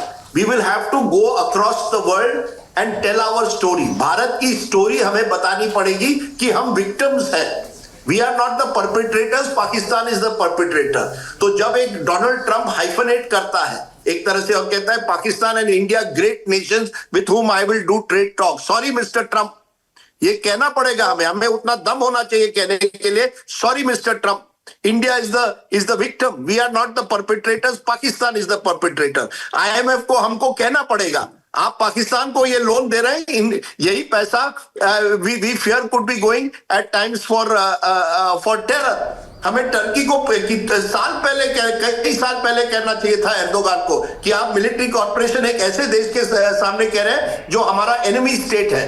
We have to be more proactive, it is a lesson for us, क्योंकि नहीं तो हम अपने एको चेम्बर्स में खुश रहते हैं कि दुनिया हमारे साथ है, हम विश्व गुरु बन गए हैं। इससे नहीं होगा। We will have to work hard on the ground with different parts of the world to become a leader of the of the South, of the global South. अगर हम G20 में जाते हैं तो हमें अपनी बात और जोर से रखनी पड़ेगी और हमें हमारे आर्म फोर्सेस को अगली बार let them handle the information war. हमारे आर्म फोर्सेस ने बहुत अच्छा काम किया। I thought the press briefings by the military officers were wonderful. और शायद हम भी जो पत्रकार हैं अगली बार we should go by information after verification and cross checking. आज कमलेश जी कह रहे हैं कि हमने बमबारी की कराची लाहौर में। Kamlesh, we claimed as if we had captured Karachi port. That was on a lighter note. अरे राजदीप जी, थोड़ा आप एक तो मारा, आप 3 साल देखा करिए, थोड़ा सा सेंस ऑफ ह्यूमर पे भी काम करिए भाई अपने आप। बहुत देखिए, मैं 10 दिन में 60 साल का हो रहा हूँ, 7 दिन में 60 साल का हो रहा हूँ। इसलिए मेरी सेंस ऑफ ह्यूमर जैसे में बुढ़ापा आता है, सेंस ऑफ ह्यूमर थोड़ी कम होती है। I hope you will give me a nice birthday gift next week. Of course 24 मई को राजदीप जी सठिया रहे हैं आधिकारिक रूप से, दर्शकों की जानकारी के लिए, तो बर्थडे गिफ्ट तो दिया ही जाएगा बर्थडे पार्टी में आकर। आप नहीं बिल्कुल, आपने एक व्यक्ति के बारे में जो आज नहीं बात की वो है शशि थरूर। आपको बुलाया था, अभी आदेश रावल भी आ गए, उनसे भी पूछेंगे। मैंने प्रपोज किया था कि शशि थरूर को भेजा जाना चाहिए। शशि थरूर नहीं, देखिए आपने शशि थरूर मैंने प्रपोज किया था, सरकार ने फैसला भी किया है कि सारे एक सर्वदलीय अलग अलग देशों में बटे। मैंने उनको INS थरूर नाम दिया था कि उसको डिप्लॉय करना चाहिए। INS Tharoor, Indian national spokes person.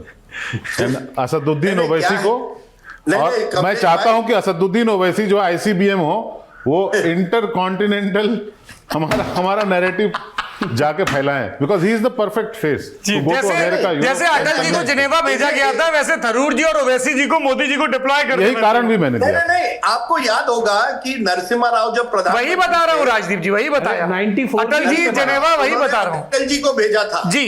आदेश रावल जी आ गए हैं, जरा आप समझ लेते हैं कांग्रेस खेमे में क्या चल रहा है। आदेश जी आज की तारीख में यही दिक्कत है, आज वो दिन नहीं है। अगर थरूर जानना भी चाहे तो शायद उसकी पार्टी कहेगी नहीं, we can not go, first we will want a special session of parliament. हमारे पॉलिटिक्स में इतनी ध्रुवीकरण हो गई। और दूसरी बात, अगर आप इंटेलेक्चुअल हैं तो आपके लिए पॉलिटिक्स में बहुत कम जगह है। पॉलिटिक्स में आपको जो पार्टी कहती है, पार्टी के हिसाब से चलना चाहिए। You can not be a solo player in politics. ये शशि थरूर को धीरे धीरे पता चल रहा है। आदेश रावल जी, कांग्रेस के खेमे में क्या चल रहा था पहलगाम हमले से लेकर ऑपरेशन सिंदूर और उसके बाद की कार्रवाइयों में?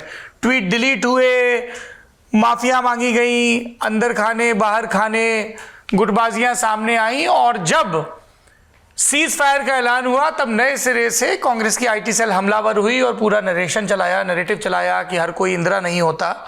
उसके बाद अब जब मध्य प्रदेश में बीजेपी के नेताओं के विवादित बयान आए तब उस पर भी हमलावर रहे, और तिरंगा यात्रा के बनाम जय हिंद यात्रा भी चल रही। तो जरा विस्तार से बताइए कि इस पूरे 2-3 हफ्ते के दौरान कांग्रेस में मैसेजिंग को लेके, रिस्पांस को लेके, और फिर ये जब सीज फायर का ऐलान बाहर से हुआ तब सरकार को घेरने की कोशिश, क्योंकि वो सतर्क तो दिख ही रहे थे कि साहब सेना पे कुछ नहीं बोलना है, सरकार पे भी जब संकट है, जब संघर्ष है तब नहीं बोलना है, लेकिन सीज फायर के ऐलान के साथ ही वो सारी बंदिशें खत्म हो गई और नए सिरे से कांग्रेस एक्टिव हो गई।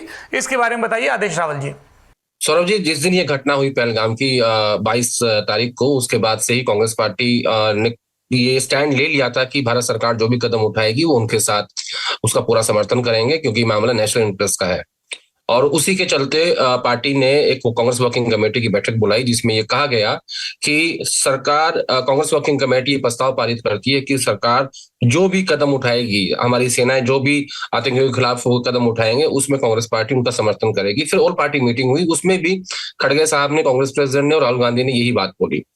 तो उस बीच में कई ऐसे बयान आए जिसको लेके खासतौर पर अजय राय का जो एक वीडियो आया था जिसमें ये बताया गया कि वो रफेल का एक वो टॉय लेके उसका वो मजाक उड़ा रहे थे, जिसको ट्रोल किया पाकिस्तान के मीडिया ने भी। उसके बाद कांग्रेस पार्टी ने और खासतौर पर मीडिया के महासचिव जयराम रमेश ने एक ट्वीट किया कि कांग्रेस वर्किंग कमेटी के प्रस्ताव के बाहर जो भी जाएगा वो उनके खिलाफ कार्रवाई हो सकती है। तो उसके बाद भी बात नहीं बनी, कुछ ट्वीट्स और भी आए, कुछ नेताओं के स्टेटमेंट आए। तो संगठन महासचिव के सी वेणुगोपाल ने ट्वीट करके कहा कि ऐसी अगर दोबारा ऐसी घटना होगी तो पार्टी इस पर संज्ञान लेगी। और बात यहीं तक नहीं रुकी, प्रियंका गांधी को संगठन महासचिव किसी वेणुगोपाल का जो ट्वीट था उसे ट्वीट जो सर्कुलर था उसे ट्वीट करना पड़ा, ताकि पार्टी के अंदर एक स्ट्रॉन्ग संदेश जाए कि नहीं, कांग्रेस पार्टी इस बार जो है बहुत सतर्क है, वो कोई भी गलती नहीं करना चाहती। क्योंकि 2019 की जो बालाकोट स्ट्राइक थी उसके ऊपर कई नेताओं ने सवाल उठाए थे, इसके बाद कांग्रेस पार्टी को इसका खामियाजा भुगतना पड़ा था, क्योंकि वहां पे आप राष्ट्र विरोधी दिखाई देते हो। नेशनल इंटरेस्ट की जब बात आती है, जब राष्ट्रवाद की बात आती है, वहां बीजेपी से जितना आसान नहीं होता। लेकिन जिस दिन अमेरिकन के प्रेसिडेंट ट्रम्प साहब ने ट्वीट करके ये कहा कि सीज फायर दोनों देशों के बीच में हो गया है, उस दिन कांग्रेस पार्टी ने आक्रामक स्टैंड लिया और उस दिन एक ट्रेंड चलाया, इंदिरा गांधी होना आसान नहीं है। और एक ट्रेंड ये भी था कि एक तरफ आयरन लेडी थी, दूसरी तरफ सायरन मैन है, यानी इंदिरा गांधी से कंपैरिजन किया गया प्रधानमंत्री मोदी का। तो उस दिन के बाद से कांग्रेस पार्टी लगातार इस बात को लेकर हावी हुई कि सरकार जो है ये सही समय था। इवन रेवंत रेड्डी ने यहाँ तक कहा कि प्रधानमंत्री मोदी और हमारी सेना पीओ के अपना वापस लेके आए और हमारा पूरा समर्थन है। इवन जो ऑल पार्टी मीटिंग हुई उसमें राहुल गांधी ने कहा कि कुछ फेक न्यूज चल रही है सोशल मीडिया हैंडल्स पे कि हमारे राफेल को गिराया गया है, आप इसका स्पष्टीकरण दीजिए और जो लोग ये फेक न्यूज चला रहे हैं उनके खिलाफ कार्रवाई होनी चाहिए।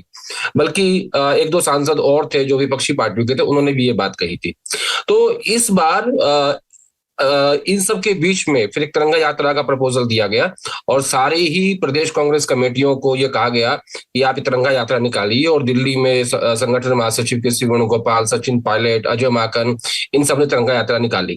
यानी इस बार कांग्रेस कहीं भी बीजेपी को और सरकार को ये मौका देना नहीं चाहती थी कि उनके ऊपर कोई सवाल उठे, क्योंकि राष्ट्रवाद, जैसे मैंने पहले भी कहा कि राष्ट्रवाद के मुद्दे पे कांग्रेस पार्टी अक्सर बीजेपी के सामने पिट जाती है, लेकिन इस बार कांग्रेस पार्टी बहुत सतर्क थी और बहुत फूक फूक के कदम रखे।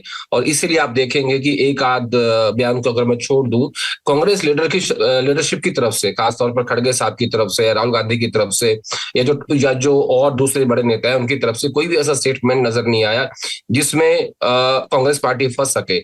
उल्टा बीजेपी के नेता जैसे विजय शाह का जो स्टेटमेंट है कर्नल सोफिया कुरैशी को लेके, और आज जो डिप्टी चीफ मिनिस्टर का स्टेटमेंट है मध्य प्रदेश का, इस बार जो गलतियां पहले कांग्रेस करती थी, इस बार वो गलतियां बीजेपी के नेताओं के द्वारा की गई हैं। तो सतर्क थे। अब 20 मई से लेके और 10 दिन तक जय हिंद यात्रा निकाली जा रही है। सभी प्रदेश कांग्रेस कमेटियों को बोल दिया गया है कि ये यात्रा ब्लॉक में, जिले में और प्रदेश में आप निकालिए। तो कांग्रेस पार्टी जो है इस बार फूक फूक के कदम रख रही है, लेकिन जो उनका ट्रेंड था, ऐसी इनकी रिपोर्ट कहती है कि एक तरफ आयरन लेडी और दूसरी तरफ सायरन मैन, ये गांव-गांव तक पहुंचा है।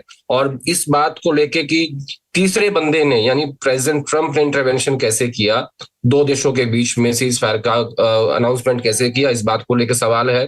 दूसरा सवाल इस बात को लेकर है कि पाकिस्तान और इंडिया को एक बराबर खड़ा कर दिया है कि दोनों एक ही जैसे हमारे लिए कंट्री हैं, और ट्रेड का हवाला देके किया गया है। और ट्रम्प हर रोज इस बात को क्लेम करते हैं कि हमने ट्रेड के हवाला देके इसको सीज फायर किया है। तो ये हिंदुस्तान के इतिहास में पहली बार हुआ है जो कांग्रेस पार्टी बार बार इस बात को उठा रही है कि ये सबसे बड़ी गलती सरकार से हुई है। लेकिन अभी तक मुझे लगता है कि एक बार भी प्रधानमंत्री जी की तरफ से या दूसरे नेताओं की तरफ से ये बात नहीं कही गई है कि हाँ, ट्रम्प साहब जो कह रहे हैं वो झूठ कह रहे हैं।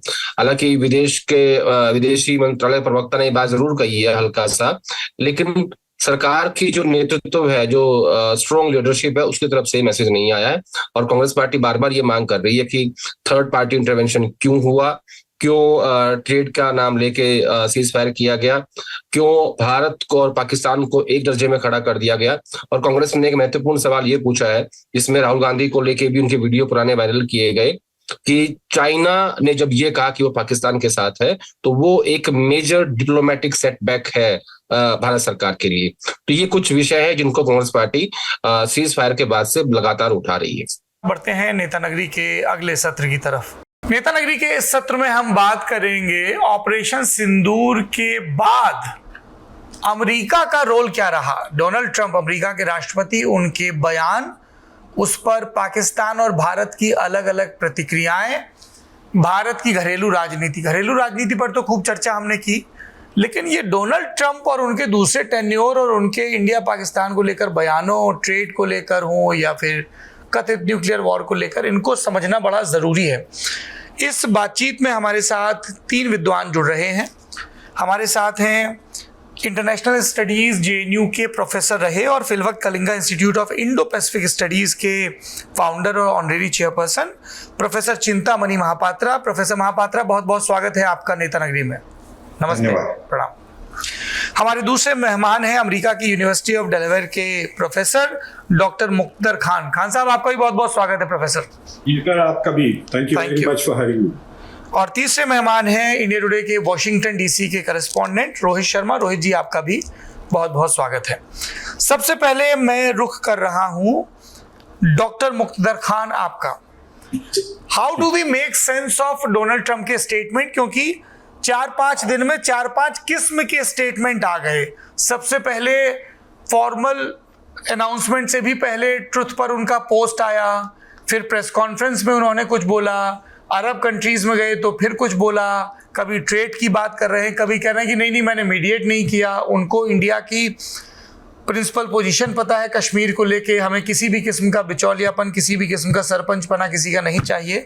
इन सब को वो लगातार चैलेंज कर रहे हैं और फिर उन्होंने एप्पल को लेकर भी एक स्टेटमेंट दे दिया। How do we make sense of this sir? आपके सुनने वालों को मेरा सलाम, नमस्ते Saurabh ji. I think they are a bit troubling जिस सीक्वेंस में वो चल रहे हैं। तो पहली तो बात यह है कि he did try to take credit, और सबसे पहले उन्होंने अनाउंस किया सीज फायर, विच शोज के ही वाज इन द लूप, वरना उनको पता कैसा चलता कि सीज फायर हो रहा है। और पाकिस्तान के तरफ से इमीडिएट एक्नॉलेजमेंट आया एंड दे थैंक्ड, शहबाज शरीफ ने डोनाल्ड ट्रंप को थैंक कर दिया। बट इंडिया के तरफ से ना तो एक्नॉलेजमेंट आया कि the US played any role, ना प्राइम मिनिस्टर मोदी ने अपने जो सिंदूर के बारे में, जो पहला ऑपरेशन सिंदूर के बारे में जो उनका पहला बयान था, उसमें ना तो एक्नॉलेजमेंट था कि डोनाल्ड ट्रंप या अमेरिका का कोई भी रोल था। बट जो प्राइवेटली मीडिया से जो बात कर रहे थे of the record Indian government officials, वो एक किस्म से डोनाल्ड ट्रंप से इरिटेशन जाहिर कर रहे थे and they were trying to hint कि इंडिया अमेरिका के प्रेशर के अंदर नहीं आके सीज फायर किया। India was going to do the cease fire anyway at the request of Pakistan. यानी इंडिया जो नैरेटिव बनाना चाह रहा था वो ये था कि इंडिया ने इतनी पिटाई कर दी पाकिस्तान की कि वो भाग कर आए और उनके DGMO ने रिक्वेस्ट किया कि सीज फायर करे, and so India accepted it. But that is a contradiction, because India में तो काफ़ी एक्सपेक्टेशंस थे कि पाकिस्तान के 4 टुकड़े हो जाएंगे, बलूचिस्तान आज़ाद हो जाएगा, 71 में बांग्लादेश बन गया और अब 2025 में बलूचिस्तान बना देंगे। सो द हाई एक्सपेक्टेशंस जो थे इंडिया में विद दिस वॉर, ये जो नैरेटिव इंडिया बनाना चाह रहा कि हमने सीज फायर एक्सेप्ट कर लिया क्योंकि हमने अपने ऑपरेशन सिंदूर के जो गोल्स थे वो अचीव कर लिए, वो डिस्ट्रॉय कर दिया डोनाल्ड ट्रंप ने। मुझे लगता है कि डोनाल्ड ट्रंप इज अपसेट कि India has not acknowledged his role and his importance, और ना तो नरेंद्र मोदी ने पब्लिकली उनको थैंक किया, ना डॉक्टर जयशंकर ने उनके रोल, या JD वैंस या मार्को रूबियो जो रात भर फ़ोन पे फ़ोन किए जा रहे थे। सो उसके बदले में ही स्टार्टेड ट्रोलिंग इंडिया, और उस ट्रोलिंग में उन्होंने ये जो कश्मीर का मुद्दा उठाया, आपको याद होगा पहले टर्म में भी उन्होंने इमरान खान से जब मिले थे तो he had raised the issue कि I want to play a mediation role in on the Kashmir issue. तो फिर उन्होंने कश्मीर का मुद्दा उठा दिया when he was in Saudi Arabia, और कहने लगे कि आई वांट टू, और बार बार इन्होंने 4 बार क्रेडिट ले चुके हैं इन डिफरेंट सेटिंग्स के आई वाज इंस्ट्रूमेंटल, और फिर उन्होंने ट्रेड को भी बीच में लेकर आया। तो I think there are 3 things going on. एक वो क्रेडिट लेना चाह रहे हैं because he ultimately wants to win the Nobel prize. जो दूसरी चीज ये है कि Donald Trump is upset with India, और तीसरी चीज ये है जो ट्रेड एग्रीमेंट्स जो चल रहे हैं, उस ट्रेड एग्रीमेंट पे मुझे लगता है वो इंडिया पे दबाव डालने की कोशिश कर रहे हैं। सो ही इज यूजिंग ये जो मतलब इंडिया और पाकिस्तान को एक दर्जे पे उठा दिया है। I am close to Pakistan, I am close to India, both the leaders are wise and intelligent. इस तरह से वो जो बार बार इंडिया पाकिस्तान को एक लेवल पे लेकर आ रहे हैं, is trying to push India, ताकि क्योंकि टैरिफ के नेगोशिएशन शुरू हो गए हमने सीरियस लेवल। पीयूष गोयल साहब जो इंडिया के ट्रेड मिनिस्टर हैं वो इस वक्त अमेरिका आ चुके हैं, and there is a final push and he is trying to get India to lower its tariffs, जो ट्रेड बैरियर्स है वो ख़त्म करे और जो ट्रेड डेफिसिट है उसको ख़त्म करे बाय आइदर बाइंग F-35 और बाइंग समथिंग एल्स। और वहाँ पर आई थिंक ये जो एप्पल वाली जो उन्होंने स्टेटमेंट इशू की है उसमें 2 चीज़ें हैं। एक तो ही पर्सनली इरिटेटेड के एप्पल शिफ्टिंग, मतलब वो तो अपसेट थे कि चाइना में मैन्युफैक्चरिंग की, अब चाइना से अगर हम निकाल रहे हैं ये टैरिफ्स का बिजनेस था to bring manufacturing back to the US, वो यूएस को लाने के बजाय वो इंडिया को जा रहा है. So he is repeating the same China experiment.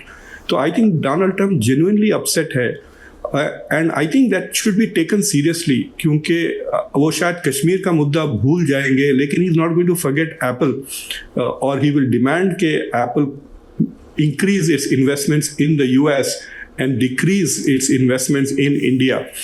तो वो जो एप्पल पे प्रेशर पड़ रहा है, इट अपसेट्स इंडियाज गोल कि हम मैन्युफैक्चरिंग बढ़ाए. इंडिया के जो शेयर है जीडीपी का वो 16 से 17% है सिर्फ manufacturing.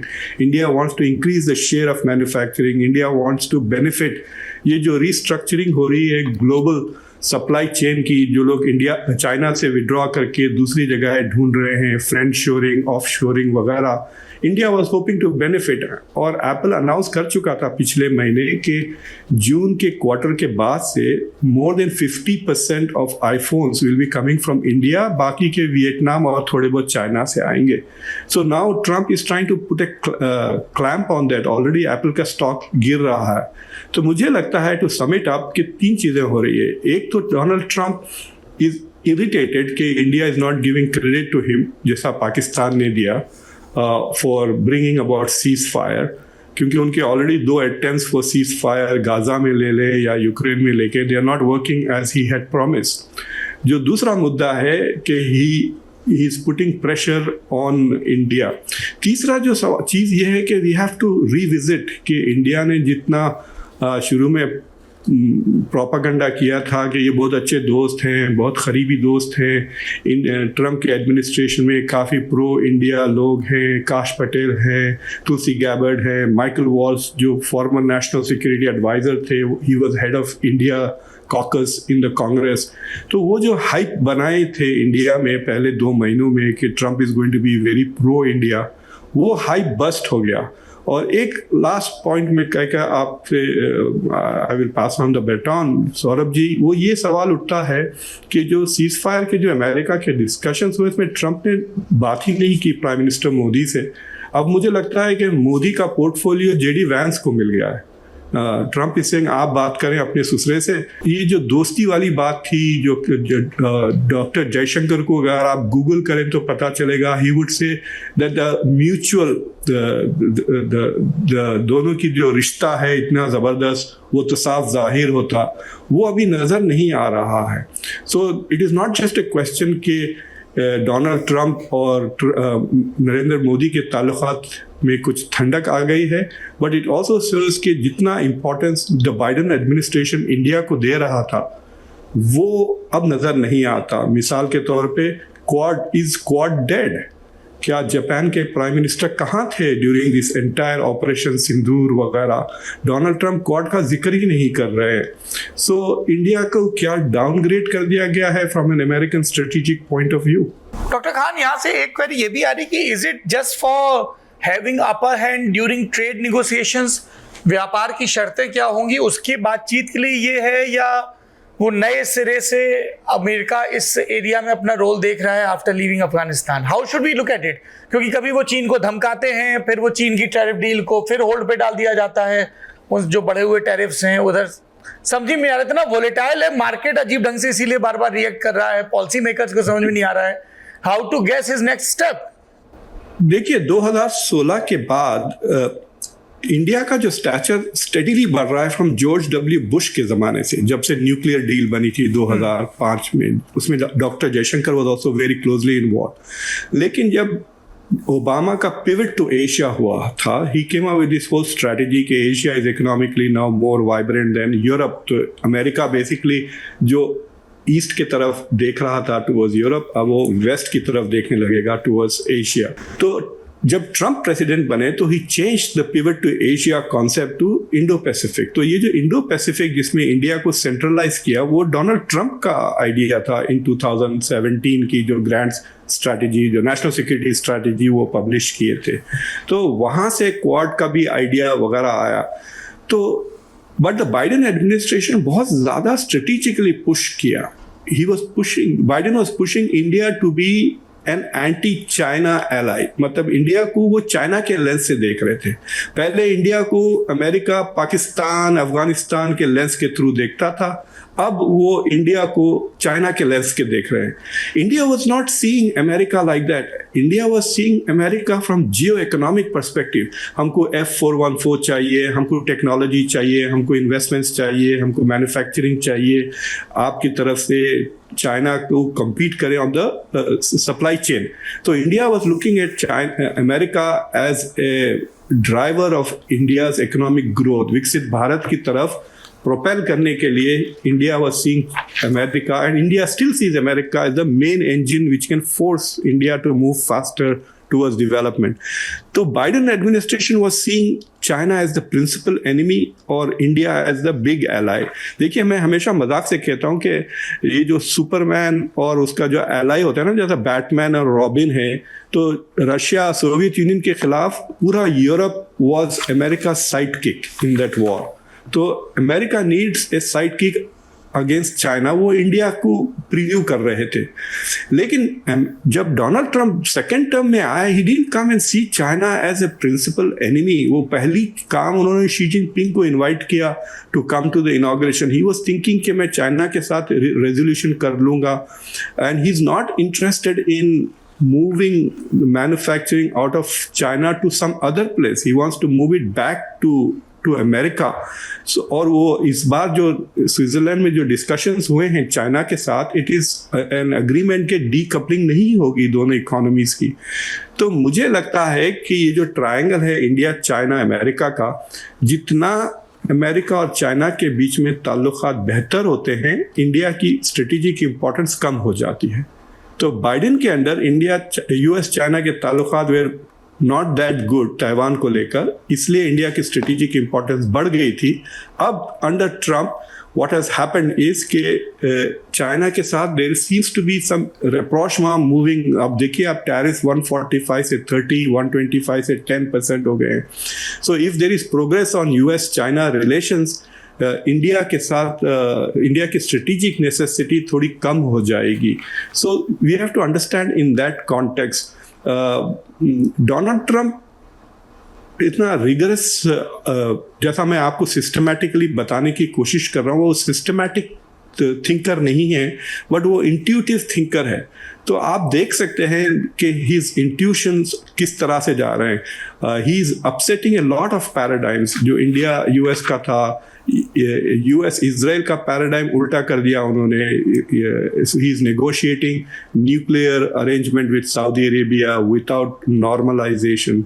So he is trying to genuinely, अगर आप देखें तो मुझे लगता है कि पहली बार इतने, ये तकरीबन 4.5 साल हो गए हैं उनकी प्रेसिडेंसी के, पहले 4 और अब के 6 महीने, you can see that he is actually being America first in that sense. आप कह सकते हैं ट्रेड को लेकर, और trade is more important than security. अगर आप ये 2 प्रिंसिपल ले लें कि America first with trade and wealth as more important than global security, then you can more or less guess in which direction he's going. Okay, I'll come back to you, sir, because Trump से जुड़े तो बहुत सारे सवाल हैं। Professor Chintamani, भारतीय context में इन सारे स्टेटमेंट्स को कैसे देखें? ट्रम्प कहते हैं ट्रुथ पे पोस्ट करके, लेकिन जब 10 मई को विक्रम मिस्री प्रेस ब्रीफिंग करते हैं तब बताते हैं कि डीजीएमओ के लेवल पे बात हुई, अमेरिका का कोई जिक्र नहीं होता है। प्रधानमंत्री नरेंद्र मोदी का 12 मई को संबोधन होता है, उसमें भी वो अमेरिका का कोई जिक्र नहीं करते हैं। रणधीर जायसवाल प्रेस कॉन्फ्रेंस करते हैं, भारत के विदेश मंत्रालय के प्रवक्ता, तो वो कहते हैं कि भारत और अमेरिका के बीच आतंकियों पर बात हुई, ट्रेड पर कोई बात नहीं हुई, मध्यस्थता को लेकर कोई बात नहीं हुई। कांग्रेस समेत विपक्ष के कई नेता इस बात को लेकर हमलावर हैं, मीम बनवा रहे हैं, अपनी आईटी सेल से वो सब चीज़ें करवा रहे हैं। ये भारत के लिए बड़ी असहज करने वाली स्थिति है सर, अमेरिका के राष्ट्रपति का बयान। डिप्लोमेटिक पर्सपेक्टिव में कैसे देखा जाए इसको? इंडिया से जब हम देखते हैं कि डोनाल्ड ट्रंप ने क्यों खुद को इतना क्रेडिट दे रहे हैं कि उन्होंने सीजफायर एग्रीमेंट करवा दिया, तो फ्रॉम इंडिया से अगर हम देखें, हम ऐसे लगता है कि डोनाल्ड ट्रंप काफी फ्रस्ट्रेटेड हो चुके हैं। कारण यह है कि उन्होंने जिस दिन इनॉग्रेशन होगा या उससे पहले ही यूक्रेन वॉर को खत्म करने के लिए वादा किया था, अब तक नहीं हुआ है। रशियन प्रेसिडेंट व्लादिमीर पुतिन के ऊपर जो उनका इतना विश्वास था कि उनके बात वो मान जाएंगे, उन्होंने माना नहीं। और अब तक यूक्रेन वॉर किस तरह से जा रहा है किसी को भी मालूम नहीं है। उन्होंने ये भी होप कर रहे थे कि अभी इस्तांबुल में जब बातचीत हो ही रही है, अगर पुतिन आएंगे हो जाएंगे, पुतिन ने सीधा मना कर दिया। उधर मिडिल ईस्ट में देखिए, उन्होंने गाजा को एक रिवियरा बनाने के लिए कोशिश कर रहे थे, बयान भी दिया था, एक बार नहीं बार बार, वो भी नहीं हो पाया। इवन उनका एक दोस्त इजराइल, वो भी उनके बात नहीं सुनता, जो बाइडेन के बात भी नहीं सुना था नेतन्याहू ने। तो अमेरिका जो चाहता है, डोनाल्ड ट्रंप जो चाहते हैं, वो हो नहीं पाता। एक ह्यूमैनिटेरियन डिजास्टर हो रहा है और कुछ नहीं कर पा रहे हैं, राइट। और डोनाल्ड ट्रंप को अगर देखेंगे कि इंडिया के ऊपर अपसेट रहे हैं, तो ठीक है, उनके तरफ से देखेंगे तो जायज है कि पाकिस्तान ने इतना उनको प्रेज कर रहा है और इंडिया उनके बारे में कुछ बता भी नहीं रहा है। तो ये अगर देखेंगे इंडियन साइड से, लग रहा है कि दुनिया में बहुत कम देश हैं, गिने चुने एक दो होंगे जो कि डोनाल्ड ट्रंप के ऊपर अपसेट नहीं है। सो अगर डोनाल्ड ट्रंप इंडिया के ऊपर अपसेट हैं, कितने देश हैं जो खुश हैं डोनाल्ड ट्रंप के लिए, चाहे वो यूरोपियन यूनियन हो, लैटिन अमेरिकन कंट्रीज हो, चाइना हो, रशिया हो, अब शायद नॉर्थ कोरिया एक ही देश है जो कि अपसेट नहीं है। सो ये जो अभी हुआ, ये अपसेट होने की बात नहीं है। अगर इंडिया की तरफ से हम देखें कि डोनाल्ड ट्रंप ने जो बयान दे दिया कुछ घंटे पहले, इंडिया पाकिस्तान सीजफायर एग्रीमेंट को अनाउंस करने से पहले जब क्रेडिट ले लिया, तो इंडिया ने क्यों अपसेट हुआ डोनाल्ड ट्रंप के ऊपर? उसका एक दो कारण है, वो कारण भी बहुत ही महत्वपूर्ण है। एक कारण तो ये है कि इंडियन लोग ये सोचते हैं कि डोनाल्ड ट्रंप ये पहलगाम अटैक के बाद जिस तरह से पहलगाम अटैक, टेररिस्ट अटैक को क्रिटिसाइज किया और बोला कि वी स्टैंड बाय इंडिया, वो अगर सचमुच इंडिया के साथ रहते तो ऐसा स्टेटमेंट नहीं देते। डोनाल्ड ट्रंप ने पहले तो जब इंडिया ने 9 आतंकवादी ट्रेनिंग कैंप को जब डिस्ट्रॉय कर दिया, डोनाल्ड ट्रंप अगर इतना भी बोलते कि अभी आतंकवाद की वजह से पहलगाम में जो टेरर अटैक हुआ उसकी वजह से इंडिया ने हमला किया भी तो ओनली टेररिस्ट ट्रेनिंग सेंटर में किया, तो वहीं अगर स्टेटमेंट आता कि अभी युद्ध विराम दो, इसको एस्केलेट मत करो, क्योंकि जो अटैक हुआ काफी लिमिटेड अटैक था, टेररिस्ट ट्रेनिंग कैंप के ऊपर था, सिविलियन के ऊपर नहीं था, पाकिस्तान का मिलिट्री इंस्टॉलेशन के ऊपर कोई भी हमला नहीं था, तो शायद इंडिया बहुत खुश होता, मगर उन्होंने किया नहीं। बाद में जब पाकिस्तान ने सिविलियन टारगेट लगाया इंडिया में बहुत सारे जगह और हंड्रेड्स ऑफ ड्रोन्स भेज के अटैक किया, डोनाल्ड ट्रंप ने कुछ नहीं बोला। फिर जब पाकिस्तान ने इंडियन मिलिट्री इंस्टॉलेशन के ऊपर अटैक करना शुरू कर दिया, फिर इंडिया का जो रिस्ट्रेंट था वो खत्म हो गया और इंडिया जाके पाकिस्तान में 8 मिलिट्री बेसेस को अटैक किया, राइट। ये सारे होने के बाद अगर कुछ समझौता होता है और डोनाल्ड ट्रंप पहले ही बोलते हैं कि मैंने करवा दिया, तो इंडियंस को कैसे लगेगा? ऐसे लगेगा कि जब इंडिया ने सही कार्रवाई कर रहा था और पाकिस्तान को सही जवाब दे रहा था, तब डोनाल्ड ट्रंप ने आर्म ट्विस्ट करके इंडिया को बोला सीज फायर एग्रीमेंट साइन करो, इंडिया ने कर दिया, ऐसा लगेगा। तो मुझे लगता है कि प्रॉब्लम डोनाल्ड ट्रंप का पर्सनालिटी में है, मर्क्यूरियल पर्सनालिटी में है। एक चीज अभी कहते हैं, कुछ घंटे पहले उसको बदल देते हैं, कुछ दिनों के बाद और बदल देते हैं। एक ही इशू पे नहीं है, बहुत सारे इशू पे है।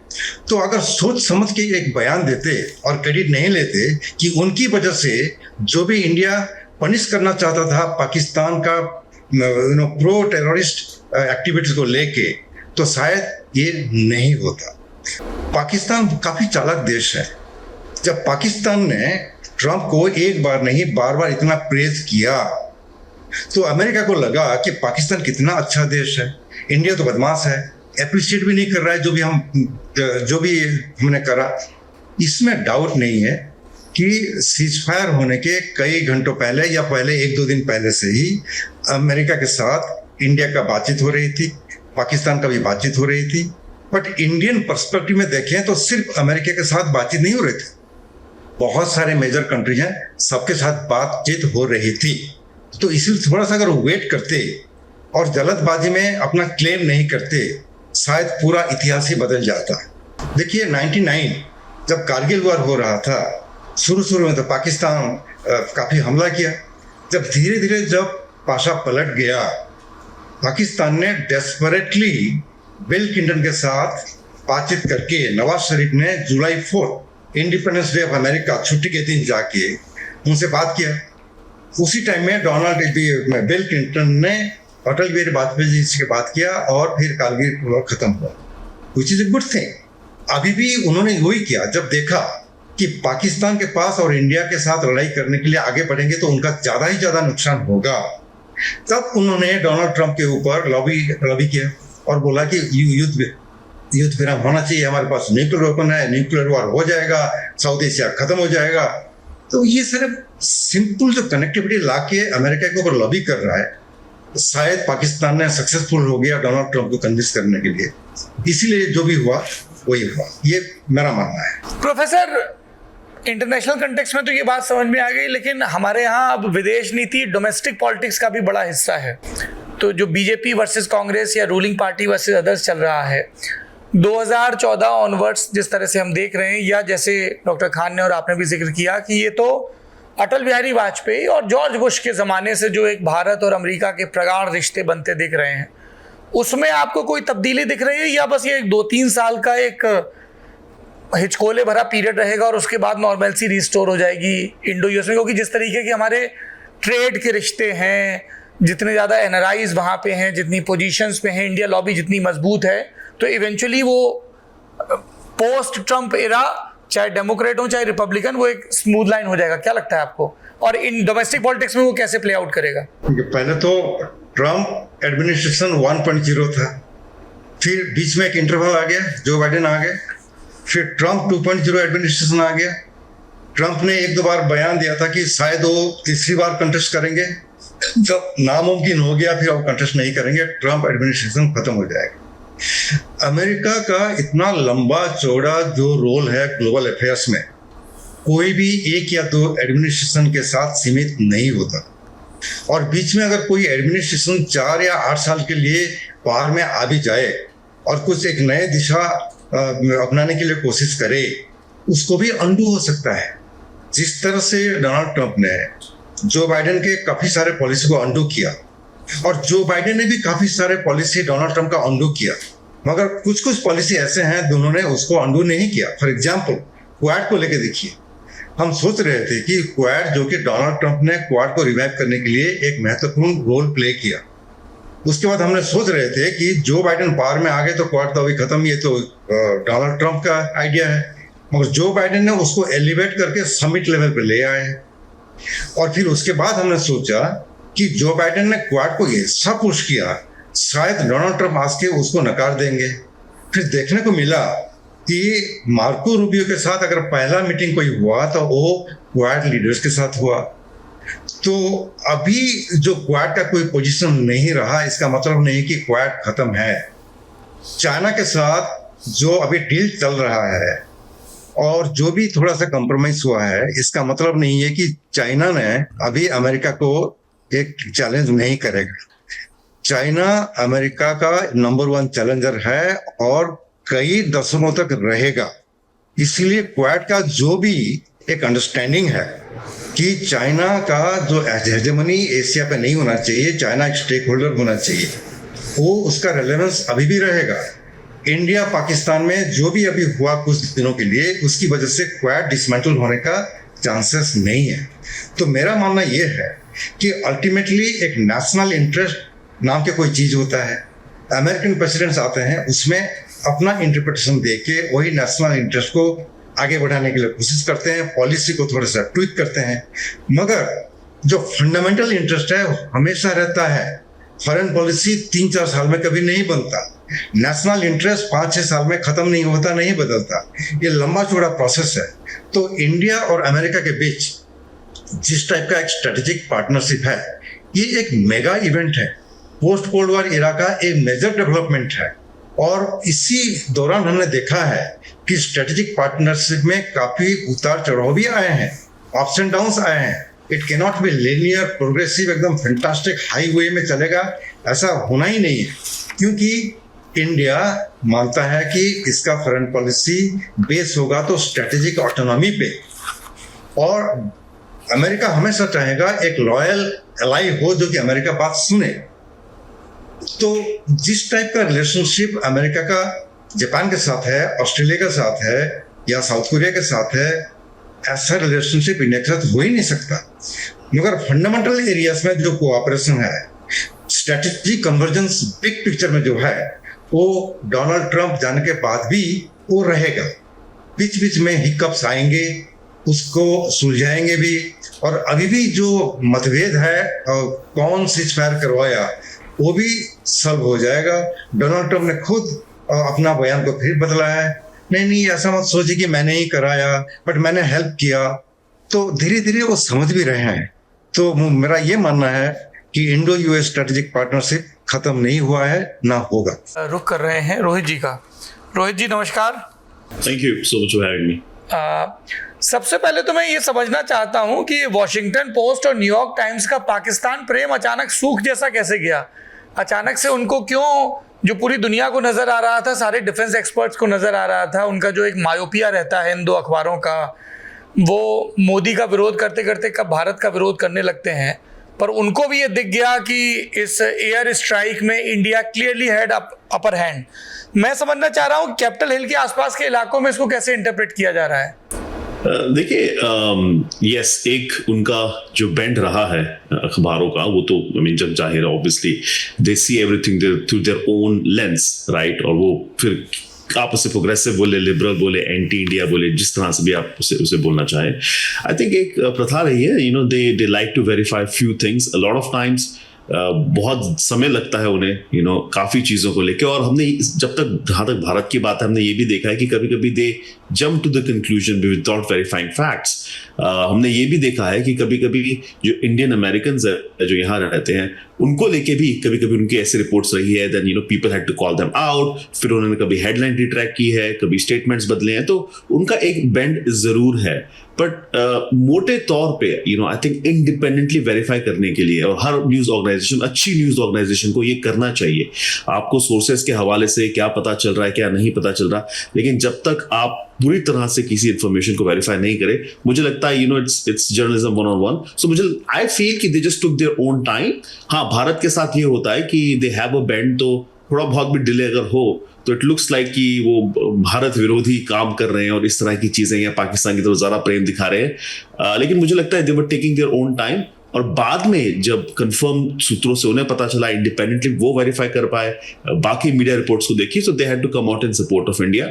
लेकिन ये बात उतनी ही सही है Saurabh, and I think a lot of Indians would say who live in America too, कि ये एक थोड़ा सा बेंड जरूर है। जो लेफ्ट लिबरल जो न्यूज़पेपर्स और अखबार है, यहाँ पे वेबसाइट्स है, भारत को वो एक लेंस से देखते हैं जो शायद उनके नैरेटिव में नहीं बैठते। जी, दूसरा रोहित, हम ये समझना चाह रहे हैं कि ये जो पिछले 4-5 दिनों में ट्रंप के बयान, अपने आप पहले वो बोले मीडिएट करा दिया, फिर बोले न्यूट्रल वेन्यू पर होगा, जेडी वेंस पहले बोल रहे थे हमारा कोई रोल नहीं है, फिर बोले कि मध्यस्थता हुई, इतने तेजी से चेंज हो रहे हैं और क्लेम कर रहे हैं, जबकि इंडिया एक्नॉलेज भी नहीं कर रहा है यूएस के रोल को।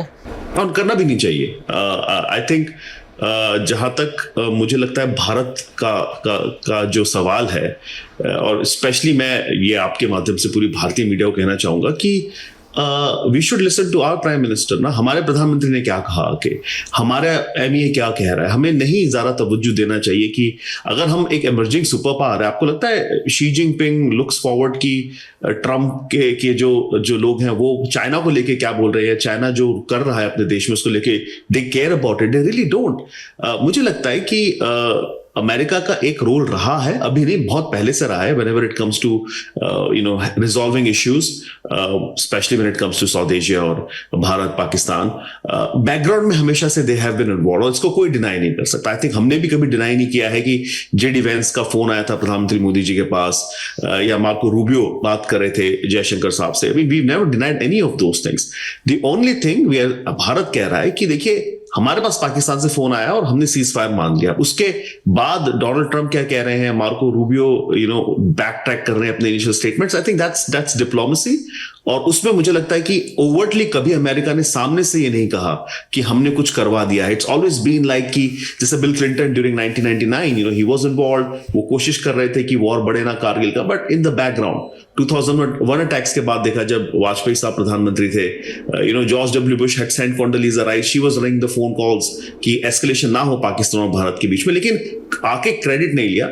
ट्रंप एक थोड़े से अलग टाइप के लीडर हैं, जैसे कि प्रोफेसर साहब बता रहे थे कि he likes to take credit, और उनको लगा कि देखो अब तो वॉर रुकने वाली है, मैं आके अनाउंस कर देता हूं. तो मुझे लगता है थोड़ा सा ब्रेक इन प्रोटोकॉल कह सकते हैं डिप्लोमेसी में, नहीं करना चाहिए था. लेकिन बॉटम लाइन तो यही है, I mean if you ask anybody, phone call Pakistan से आया and we agreed for the cease fire. I think that's where it should end. और जहां तक डोनाल्ड ट्रंप का सवाल है सौरभ, मैं ये भी कहूंगा आपको, this is not the last of it जो आपने उनसे सुना है. एवरी सिंगल अपॉर्चुनिटी उनको मिलेगी अगर इस बारे में बात करने के लिए, वो हमेशा यही कहेंगे कि उनके कारण ये रुका है ये, और हमने 10 साल से देखा है वो डबल डाउन करते हैं चीजों पे. जब अगर उन्हें कोई फैक्ट बताए भी तो he always doubles down on it and he finds opportunity to make sure कि उनकी जो बात है वो ऊपर रहे और उनका जो सत्य है वो दुनिया का सत्य होना चाहिए. So I think that is strategically how Donald Trump functions. We should not really pay attention. I think Bharat और पाकिस्तान के बीच का मुद्दा है जो MEA ने कहा है, जो प्रधानमंत्री ने कहा है, and we should just focus on that. Donald Trump is a very important player in the world, but यहां पे मुझे लगता है कि थोड़ा सा वो ही cross a little bit of Lakshman Rekha which he should not have. जी, my last question Rohit, trade talks को लेके क्या चर्चा है अमेरिका की राजधानी में, भारत और आज यहाँ पे पीयूष गोयल साहब आ रहे हैं, जो हमें पता चला है कि ही इज नॉट, पिछले 5-6 हफ्ते में उनकी दूसरी ट्रिप है, पहले भी वो 1 हफ्ता यहाँ पे रह के गए थे, फिर आज वो यहाँ पे आए हैं. यहाँ पे तो इस तरह की चर्चा है व्हाइट हाउस से, अगर आप किसी से बात करें तो देयर से कि बहुत क्लोज है हम ट्रेड डील के, और ट्रेड डील अनाउंस हो सकती है. प्रेसिडेंट ट्रंप कह रहे हैं कि 0 टैरिफ वाली एक ट्रेड डील होने वाली है. That is the American version. जो भारतीय यहाँ के जो डिप्लोमेट्स, अगर उनसे जब चर्चा की जाती है तो देयर से कि अभी तो एक बेयर बोन्स टेम्पलेट भी जो है वो पूरी तरह से तैयार नहीं हुआ है, और उनका गोल है कि towards the end of summer या फॉल में ट्रेड डील अनाउंस हो. और ये जो चर्चाएं चल रही है कि हम भारत 0 टैरिफ करने वाला है और टैरिफ हटाने वाला है या XYZ कंसेशंस देने वाला है, उनका ऐसा कहना है कि ये अभी भी डिस्कशन पे है, कोई फाइनल चीज इस पर डिस्कस नहीं हुई है. और शायद इसलिए पीयूष गोयल साहब जो है यहाँ पे अगले 3-4 दिन फिर से वॉशिंगटन DC में उसी ट्रेड डील को फाइनल करेंगे. So it is going to take time, और अब इंडिया अपने टाइम टेबल से चल रहा है. They are not working with White House या डोनाल्ड ट्रंप जो कह रहे हैं कि 1 हफ्ते या 2 हफ्ते में डील अनाउंस हो जाएगी. ऐसा मुझे नहीं लगता होगा. I think it is still going to take couple of months, तब जाके ट्रेड डील बन पाएगी. Thank you sir. Doctor Khan, अब जब हम ट्रंप पर बात कर रहे हैं और एशिया के कंटेक्स्ट में बात कर रहे हैं, तो मिडिल ईस्ट के इलाके में उनकी सक्रियता भी समझ लेते हैं. बड़ा इंटरनेट पर बिफोर एंड आफ्टर चला कि जिस अहमद अल शरा पर 84 करोड़ रुपए, $10 मिलियन का इनाम था, जो सीरिया में आत्मघाती हमले करवा रहा था, जो अलकायदा का आतंकवादी था, जिसे अबू मोहम्मद अल जुलानी के नाम से जाना जाता था, वो अब सीरिया का राष्ट्रपति है और अमेरिकी राष्ट्रपति उसके बगलगीर हैं, ताल्लुक बेहतर कर रहे हैं, सैंक्शंस हटा रहे हैं. किस तरह की पॉलिसीज हमें नजर आ रही हैं डोनाल्ड ट्रंप के दूसरे कार्यकाल में मिडिल ईस्ट को लेके? कई लोगों ने कहा कि ट्रंप और नेतन्याहू की भी नहीं पट रही और इजराइल को लेकर भी वो कुछ खफा से हैं, ईरान डील पर भी आगे बढ़ना चाहते हैं. जरा वो मंजर समझाएं सर. सर, जो सीरिया में हुआ है, it is quite a transformation. मतलब वो शख्स गया from being an Al Qaeda supporter to becoming the president of Syria, और अमेरिका के प्रेसिडेंट के साथ, और MBS मोहम्मद बिन सलमान जो सऊदी अरेबिया के डिफैक्टो रूलर है, उनके साथ वो शोल्डर टू शोल्डर खड़ा रह गया. So it is like a major shift. लेकिन ये जो शिफ्ट हुआ है सीरिया में, यू कैन सी कि उसकी जो स्ट्रेटेजिक कॉन्सिक्वेंसेस हैं कि Syria has gone from being the client of Iran to the client of Turkey. तो ये एक किस्म से कह सकते हैं कि टर्की और ईरान के बीच में जो टसल चल रहा था over Syria, because they want to control the Kurds inside Syria, तो एक टर्की की एक जीत है ये, और ईरान के लिए मतलब इट पुशेस ईरान आउट, और एक तरह से इजराइल की सिक्योरिटी भी बढ़ जाती, बिकॉज बगैर सीरिया के अब कोई लैंड ब्रिज नहीं है बिटवीन ईरान एंड हिजबुल्लाह या ईरान एंड लेबनान। तो सीरिया के through Iran was on the border of Israel, अब वो Iran has been pushed back. तो एक तरह से आप कह सकते हैं जो सीरिया में ट्रांसफॉर्मेशंस आया है that has reduced Iran's influence in that part of the region. Turkey का इन्फ्लुएंस बढ़ गया है, इसलिए अर्दोगान के साथ बात भी हुई टर्की की, डोनाल्ड ट्रंप की।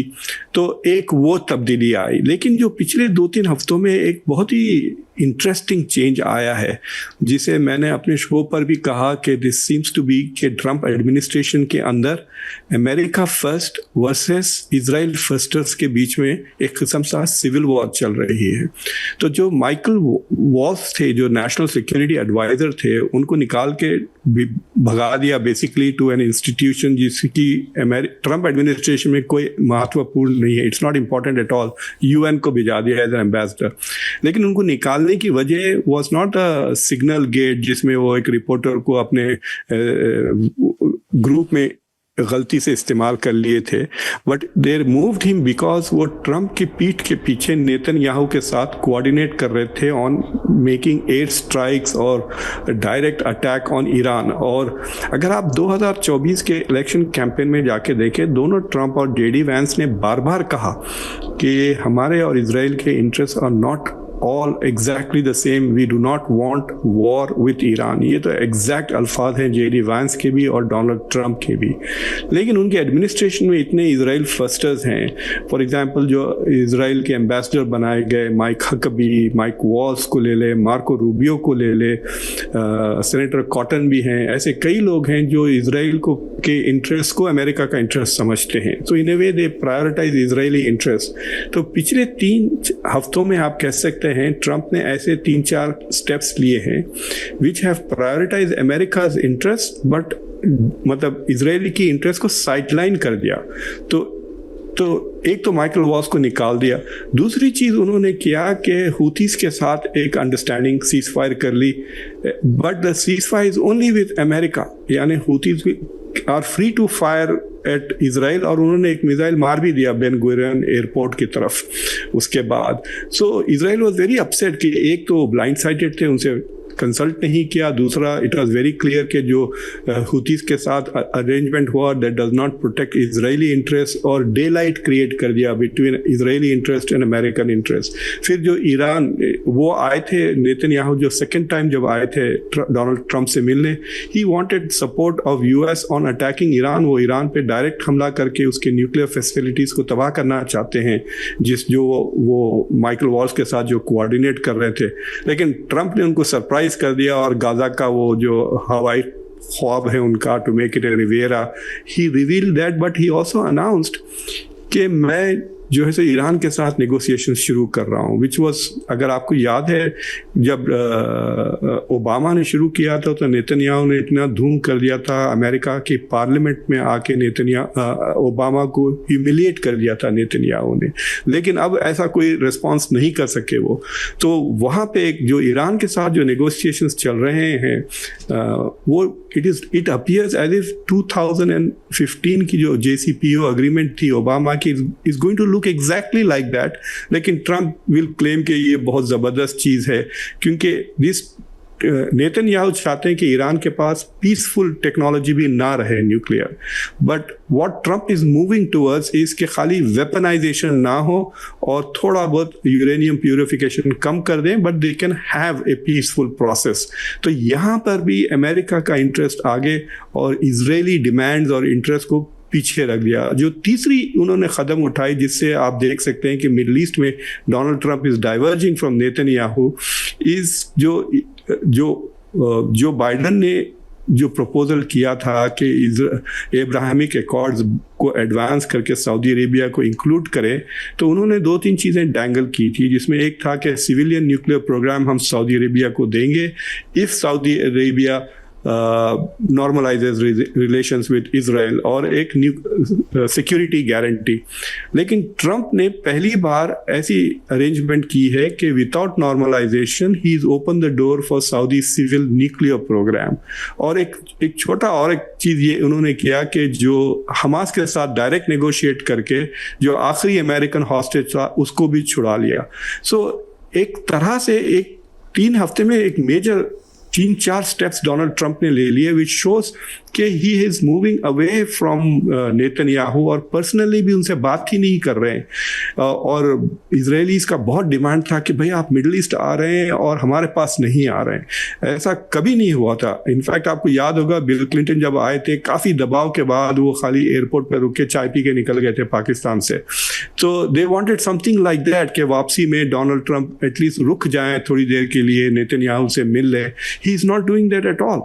और जिस तरह से जो बॉडी लैंग्वेज उनकी और जिस तरह से वो रिएक्ट कर रहे हैं to the Middle East culture, जिस तरह से वो आप देख रहे हैं, it looks as if he is very happy, he is enjoying himself very much. ये कल्चर और इस तरह से a mixture of business and family and authoritarianism उनके मतलब it is to his taste. So it is upsetting a lot of Republicans. कल ही कुछ पूरे के पूरे रिपब्लिकन कांग्रेसमैन और पूरे के पूरे सेनेटर सिवाय एक सेनेटर रैंड पॉल के एक लेटर लिख के भेजे कि डोनाल्ड ट्रंप को basically advocating the Israeli position के Iran should have zero nuclear access to nuclear technology and they are saying कि JCPOA की तरह we should not have a weak deal जो डोनाल्ड ट्रंप ने खुद तोड़ा था। So in that sense it is very clear कि इसलिए मैं आपको जब पहली बार भी जब बात कर रहा था, आई थिंक कि intuitively he zeroed in on what he thinks is America first.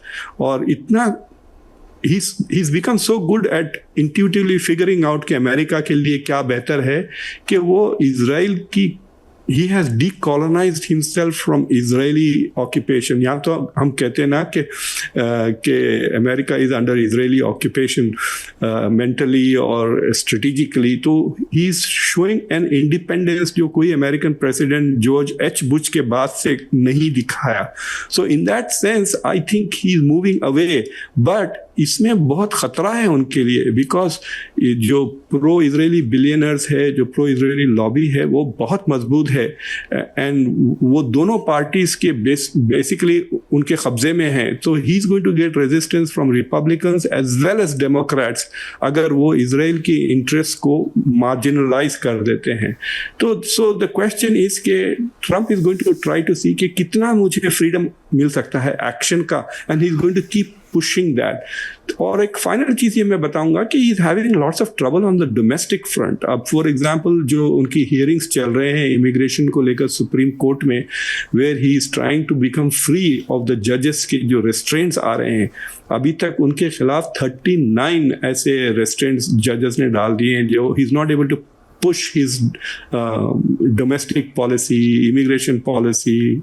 और फिर जो बजट वो पुश करना चाह रहे हैं उसके खिलाफ भी सम रिपब्लिकन्स खुद वॉल स्ट्रीट जर्नल में वगैरह आर्टिकल्स लिख रहे हैं, न्यूयॉर्क टाइम्स में, कि ही इज अटैकिंग मेडिकेयर और जो वेलफेयर के जो प्रोग्राम्स है अमेरिका में, जिसके वजह से अगर वो उसको छूते हैं तो रिपब्लिकन पार्टी वाइप आउट हो जाएगी 2026 में और सेनेट चला जाएगा जहां पे सिर्फ एक सीट का एडवांटेज है उनको। So in that sense he is facing a lot of challenges at home. तो उनके लिए temporarily getting easy wins abroad to shore up his stature because public opinion गिरते जा रहा है उनके खिलाफ। तो I think he is looking for जो कहते हैं ना लो हैंगिंग फ्रूट जो उनको इंटरनेशनल अरीना में मिल रहे हैं, डोमेस्टिक अरीना में उनको उतने लो हैंगिंग फ्रूट जो जितने भी थे उन्होंने खा लिए हैं, अब कुछ बचे नहीं है उनके लिए। ठीक है, थैंक यू, बहुत बहुत धन्यवाद आप सभी मेहमानों का। नेता नगरी का ये सत्र यहीं पर समाप्त होता है, अगले हफ्ते फिर मुलाकात होगी। शुक्रिया।